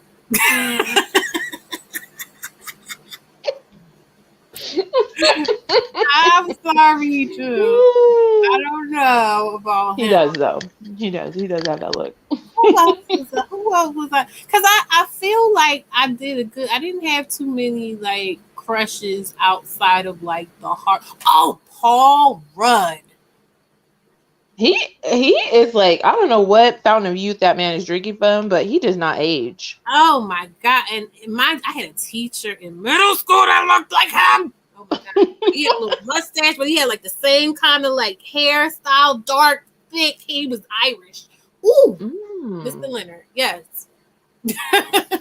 You were in that class every day, girl. I know you were. Girl, okay. Happy to be there. Bright and chipper. Let's see. Who said what she say? I don't think Rob stink, but I'm not okay, I don't know who it was. Somebody was mad at me. Russell Crowe. Russell Crowe is a good one. Russell Crowe did, yeah, he was. Oh, Leonidas. What's his name? You know, from 300, The King. Yes. Oh, I Yes, I cannot love remember that you. actor's name. What is his Yeah, name? yeah. I know who you're talking about. Mm-hmm. Yep. I think for a second I was into the transporter. I think I liked him for a minute. Jason Statham. Jason Statham, yep. Mm-hmm. Gerard Butler. Yes. Yes. Mm-hmm. Paul Rudd Yes. is boy next door handsome. She said that Russell Russell Crowe looks funny and fun to be around. Like it's some people that look really old now, but I'm like, I would love to just go on a date with him just to be around them. Yeah, Matthew McConaughey is somebody I feel like that He's about. fun. He seems fun. What's his name? The guy from Westworld. I was watching Westworld. I was like, I would love to date him. Oh gosh. Just to date him. Well, I cannot remember. She said Glenn from Walking Dead. Wasn't Glenn the Asian guy? Yes. Mm-hmm. He was. I didn't watch that show, but I remember that whole thing about when he died, and I saw how he died on there. I was like, "Oh, that is horrible." My heart was. Girl. I didn't even watch that show. I watched the show, girl. It was so traumatic. I don't think I watched for like 2 weeks after that. I'm sure. Yeah, I felt it, and I didn't even watch that show. Matthew McConaughey is very, very handsome. George Clooney. Oh, girl, I was watching Ocean's motherfucking 11 a couple weeks ago. God damn. Jeez. Who was you, George Clooney or George Clooney, Brad Pitt? Girl. I don't really do Matt what's the face? He irritated me, but I do have a bit of a thing for Ben Affleck. But they had irritated me on that show. What was it called? Project Greenlight. They Mm, irritated me. Did you watch that? I didn't. I heard though. They were just I being heard. very white. Very. I heard. Very white. And so ever since then, I was like, oh, fuck him. I'm good. I never really found him, but I love the Bourne movies. I love the Bourne movies. She said Glenn was very sexy. She said she stopped watching it. It was traumatic. How could they do that? She said after Glenn died, I had a whole therapy session on the after. Oh, they had a whole therapy session on the after. Young Yeah, it was a Brad Pitt, lot. medium Brad Pitt, old Brad Pitt. Girl. He's the shit.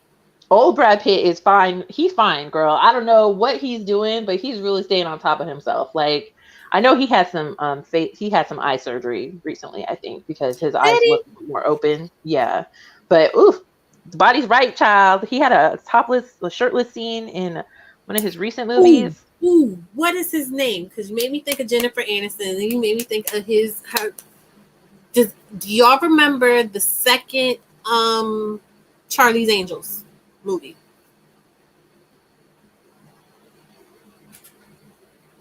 What is his name? Oh no, she's gone. Does anybody remember the second Charlie's Angels movie? Um, what is her husband's name? He's older than my dad. I can't do that. But Brad is handsome, especially Legends of the Fall. Legends of the freaking Fall. Legends of the freaking Fall. Woo! Okay. Need I say more? She's an all Brad Pitt, all ages, all vintage, fresh pressed. It's all good. It's all good. What is that man's name? It was another show on HBO. It was called The Leftovers. Why can't I think of his name? I know his name. He was married to Jennifer Aniston. He was her second husband after Brad Pitt. I know somebody knows who I'm talking about. In fact, I got my phone here. Let me look. She said, look at us objectifying these. It's okay to talk about Justin Theroux. Justin Theroux. You the real MVP, Antipodes. Justin Theroux. His little behind. Love it. Love it. Early Johnny Depp. I, I always looked at Johnny Depp like,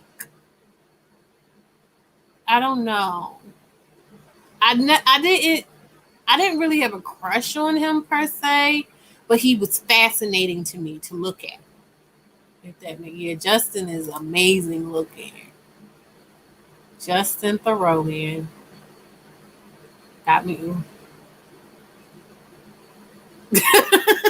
I'm back. I feel bad, and the thing is, I feel bad because like I can run off so many white men that I can just straight up say, oh yes, I have attraction to, or I've lusted over.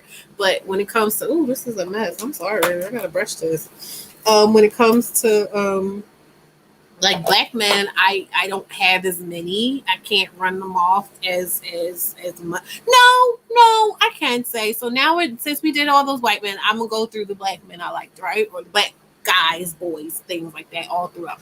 So I did like I saw AJ. I figured something had happened, or else you were at work and you had to hurry up and hang up. Either way, it's all good. Yes, to Justin Theroux. Chef's kiss. So I used to like. I had it, but then I lost it. Oh, okay. So did I like? See, that's the thing. It's some of the people I'm like, did I like that person, or am I just saying I like that person? I feel like I had liked Romeo on the Steve Harvey show. He's gone now. I feel I always had a Chris on yes, Chris Hemsworth. You know Chris Hemsworth. I always had a crush on Delroy Lindo. Delroy Lindo was the father in Romeo Must Die. I believe that was the movie. He played the father in that. He like I said, he was way older back then, but for some reason, I always kind of had a little bit of a crush on him. Mr. and Mrs. Smith, best movie love scene, and also 100% male female equality. They put the fun and dysfunctional. Yes, they did, Chris. Good, clean American fun.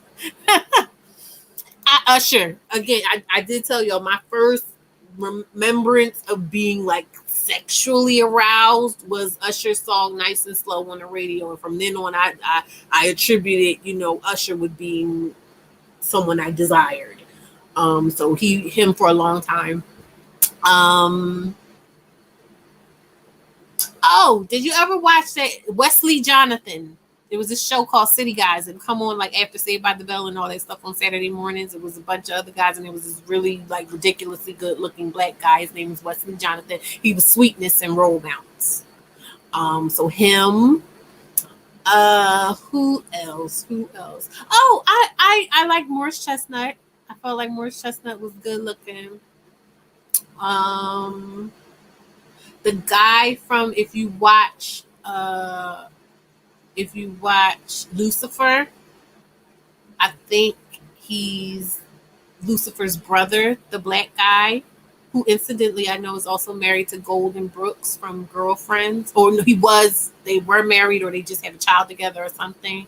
But yeah, not the father, not God, the other one, the black guy. And I think I did like the father for like a hot second in my 20s. I think I did, not the father, but God in Lucifer. I'm talking about the show Lucifer now. I think I did like him for a minute. She said, "Oh yes, Chris Hemsworth, Usher, and the guy from." I didn't like Mekhi Phifer. I never found him to be sexy. I'm ashamed to say it, but I think for a very hot second, I found Cameron attractive. Very, very, very hot second. Are there any rappers that I ever found? Loon. Loon. Yes. Loon.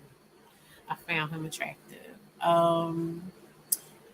She said Usher was my first celebrity crush at like 5.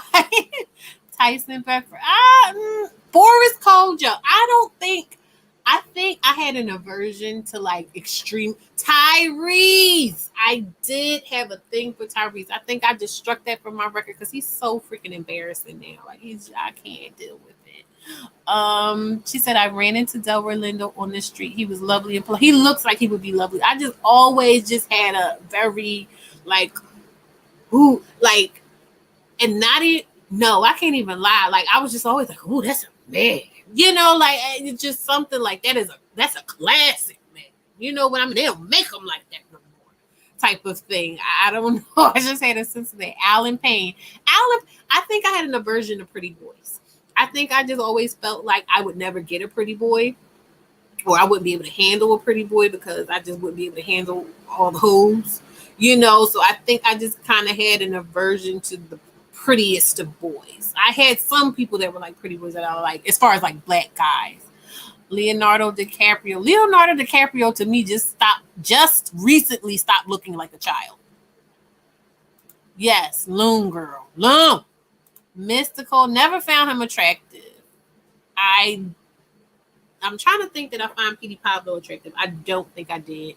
Didn't find Genuine attractive like that. I'm not saying I found like they were ugly. I just never sexualized them. That's what I'm saying. Like it was a lot of black people that I knew had stuff that should have made them sexually attractive to me or whatever, or made them sexually attractable to a lot of people. But I just never sexualized them for myself. And I have always, every once in a while, kind of wondered why that was. Like, why I had so many more. I could just run off so many white people that I'm like, oh, yes. But it's a struggle for me with black people. And I feel very strongly that it's probably racism. And it's probably just the fact that I was inundated with so much white media in my youth and not in the black media that I did get wasn't necessarily the types of images that I found attractive as far as like what they were pushing. You know what I mean? Never found Urkel attractive. I want to say I might have found Eddie attractive at one point, but I don't. If I did, I'm questioning that really hard. Um, I'm trying to like think of like movies and shows that were out that I really, really, that were really popular that would have had the people on there that I would have liked. Okay, so Living Single. I never, because I was a child, and that was something else too. Like I had a pretty childish mind. You know what I mean? Like I wasn't necessarily grown like that to be like, oh yeah, I'm on a boyfriend, until I got into like my middle school and teens, and then I was more so focused on like people in my actual world, except for Usher. She said definitely from racism. Never liked Bow Wow. Bow Wow was a baby. Mystical was so handsome. He had really nice skin. He did. Oh, what's his name? He was in G. I did have a thing for 50 Cent, but I had a thing for 50 Cent for all the wrong reasons. He reminded me of my oldest daughter's father. Like his personality and everything reminded me of my oldest daughter's father. So that was a trauma bond. But there was also who sang that song? I know you're gonna let me shine and get mine. I know you're gonna let me in through this line. Whoever does that song, yeah. And I think for a minute, just a little minute, I like Lloyd Banks too. Just a little bit. Just a little bit. Um Never thought Tay Diggs was cute, but a lot of people did. Yeah, a lot of people did. I wasn't into Tay Diggs either. It was just like Morris Chestnut. Oh, what's the light skinned bull with the light eyes? Not from The Best Man. I'm not talking about Lucius Lyon. I'm talking about that was in Think Like a Man, that was messing with Taraji. Why can't I think of his name? I know all these people's names, but I can't think of their names. Um Dang, I can't think of his names. What about Idris? He never got me. I never, yeah, he all right. I don't think, again, it's not that I think he's ugly. Bye, Chris. Michael Ealy, yeah, really into him. I liked him. I liked him from Barbershop. And the thing is, so 50 Cent was the avatar for my oldest daughter's father. Michael Ealy was the avatar for my youngest daughter's father. He had regular brown eyes, but he was similar. He was light skinned like him. He had like similar face and everything like him. He reminded me of him. Um, who else? Who else is there? Should know, Chris. He just got me. Mind you, too, though, I never watched The Wire. Was it The Wire he was in? I never watched it. So I feel like that's how he got a lot of people. It was his persona, his look and his persona. And that's probably why I kind of gravitated toward him, because he looked regular to me. And he was acting, what I did see of him, he was acting regular to me. Like what I would see around me. So I was just like, no, thank you. No, thank you. She said, I hated Michael E. I never watched that. I remember that. Jesse Williams in that play. Bye. Everybody, I pride myself on the fact that I have yet to see that. I did not see it. Method Man is a nice looking guy. Method Man. I like Method Man. Like that I think Method Man was a bit too old for me to feel comfortable looking at him like that. So I never looked at him like that. I didn't watch The Wire either. I was Idris on The Wire. Stringer was sexy. I have no idea who that is. Saying he's aging well too. Yeah, Method Man look good. I gotta give him his power. He look good now. I'm looking at him like, oh, okay. Oh, I see you. Mm. Mm-hmm. Lamont Rucker. Y'all know who that is? Lamont Rucker was on Why Did I Get Married? He was the one that wound up marrying Jill Scott. Said Luther Idris was tasty. I'm sure he was. I watched. She said I watched Idris on the. I'm sure you did. I am sure you did. What do you think about the new crop coming up? The what's his name? The one that was in Get Out and Nope, and then the one that's on Snowfall. I think he's a little cutie. He's a little cute. Everybody hates Chris.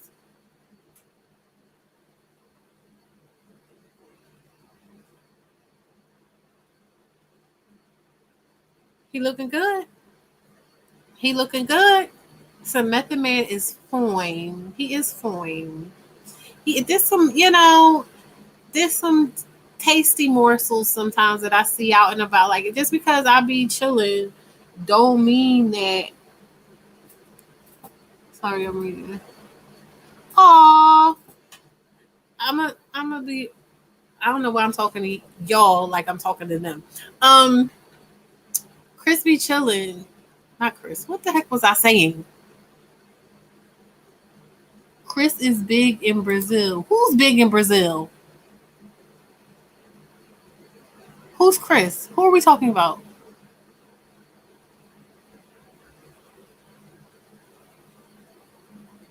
I gotta look. She said Stringer Bell had me in a chokehold. Listen, it's a few people. He was in a suit. He wears a suit so good too. He looks good. Yeah, like it's not that when I say I don't like certain people or I'm not into them, it's not that I can't recognize how attractive they are. It's just like they don't necessarily do it for me. I don't. It's not something that I'm like, ooh, I could see myself with. Just because you ain't doing nothing, don't mean you aren't looking. Yeah, that's all. Like I'll be looking, and I see some tasty morsels. And listen to me objectifying people. What are we talking about tonight? But the thing is, I feel more comfortable, kind of like I'm getting back to being comfortable because there was a time when I could not allow myself at all to even think about being aroused or anything. Like it really is a trauma thing. Like I'm probably going to have to see somebody about it. But now I'm finally getting back to a point where I can allow myself to say, "Oh, that is someone that I would be interested in having sex with if if if the mood hit me, if things align." She said, "I'm gonna tell you right now, I risk it all for Method Man." Chris said, "Damn, Skippy, I'm on the short list to become the Khazarian ambassador to Brazil." What are y'all talking about? Too many of them remind me of my brother. I think, yeah. And is that why men always go for white women? Is that why black men? Because they see too much familiarity in black women? Is that why they can't? We don't do it for them. Hmm, something to look into. But at least I know I have a problem. Like at least I'm willing to say I have a. And it's not like I said, I meet people in my day to day life that I'm like, oh, they're attractive. Oh yeah, I can find it. But it's like as far as like famous people, I'm just kind of like, yeah, okay. Who is that? All right, so I think we had a good little chit and chat here. I am. Thank you so much for being with me on my birthday. There's really nowhere else I would have rather been tonight than here, and I'm not just saying that. I mean that. I had a really great time. I'm glad we got all of this out. Of course, there will be other conversations like this, because it always is just a scratch in the surface, right? Um, what y'all talking about? So no, it's the same reason we had so many white men on our list. Our appearance isn't celebrated in the media. Yeah, like we've been pushed when we're talking about romance and sexual viability and sexual marketplaces, especially those of us who are millennial. It was all white. Like you might have had a token black friend or something like that. But even then, the blackness you saw wasn't necessarily black like me. So we weren't really taught to center ourselves in the context of romance and desirability and things like that. And it takes a toll on, that's what growing up other in a society does. It makes you not the center of your own world. And that's something. That is something. Thank you, Drea Spear. I really appreciate all of you coming. I am going to play the outro, and then I'm going to play one more clip, and then we will be done. I will see you next week for another Woman Chat Wednesday. Please make sure to like, share, and subscribe. Um, Also, if you have any ideas or any clips or anything you want to see me, my email is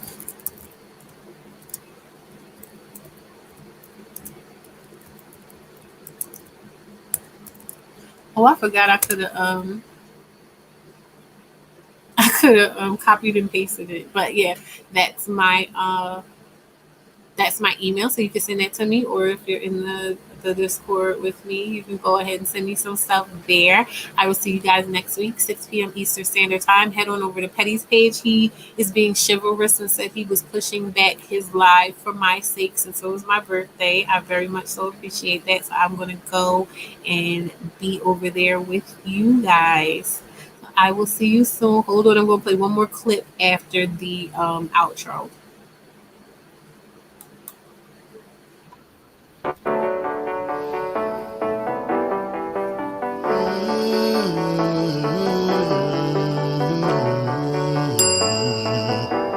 Roll smooth with a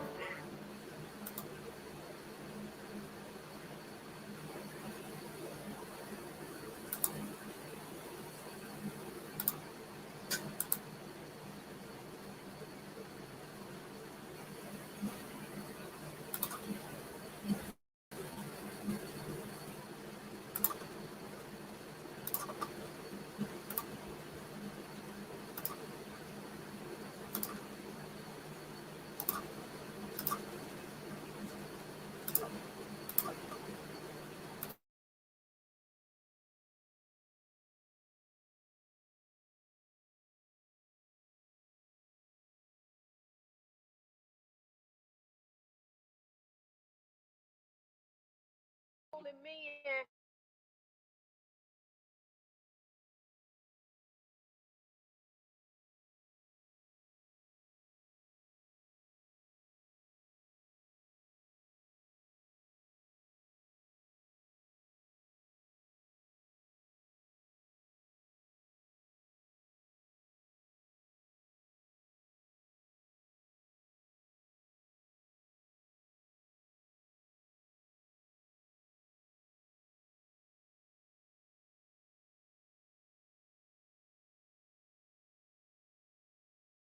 feel that we do have to realize we are beautiful. We do have to honor and respect our vagina. You got to respect the pussy. You got to appreciate your pussy. Because if you don't appreciate your pussy, ain't nobody else gonna respect your shit. And you got to be, I feel that we do have to realize we are beautiful. We do have to honor and respect our vagina. You got to respect the pussy. You got to appreciate your pussy. Because if you don't appreciate your pussy, ain't nobody else gonna respect your shit.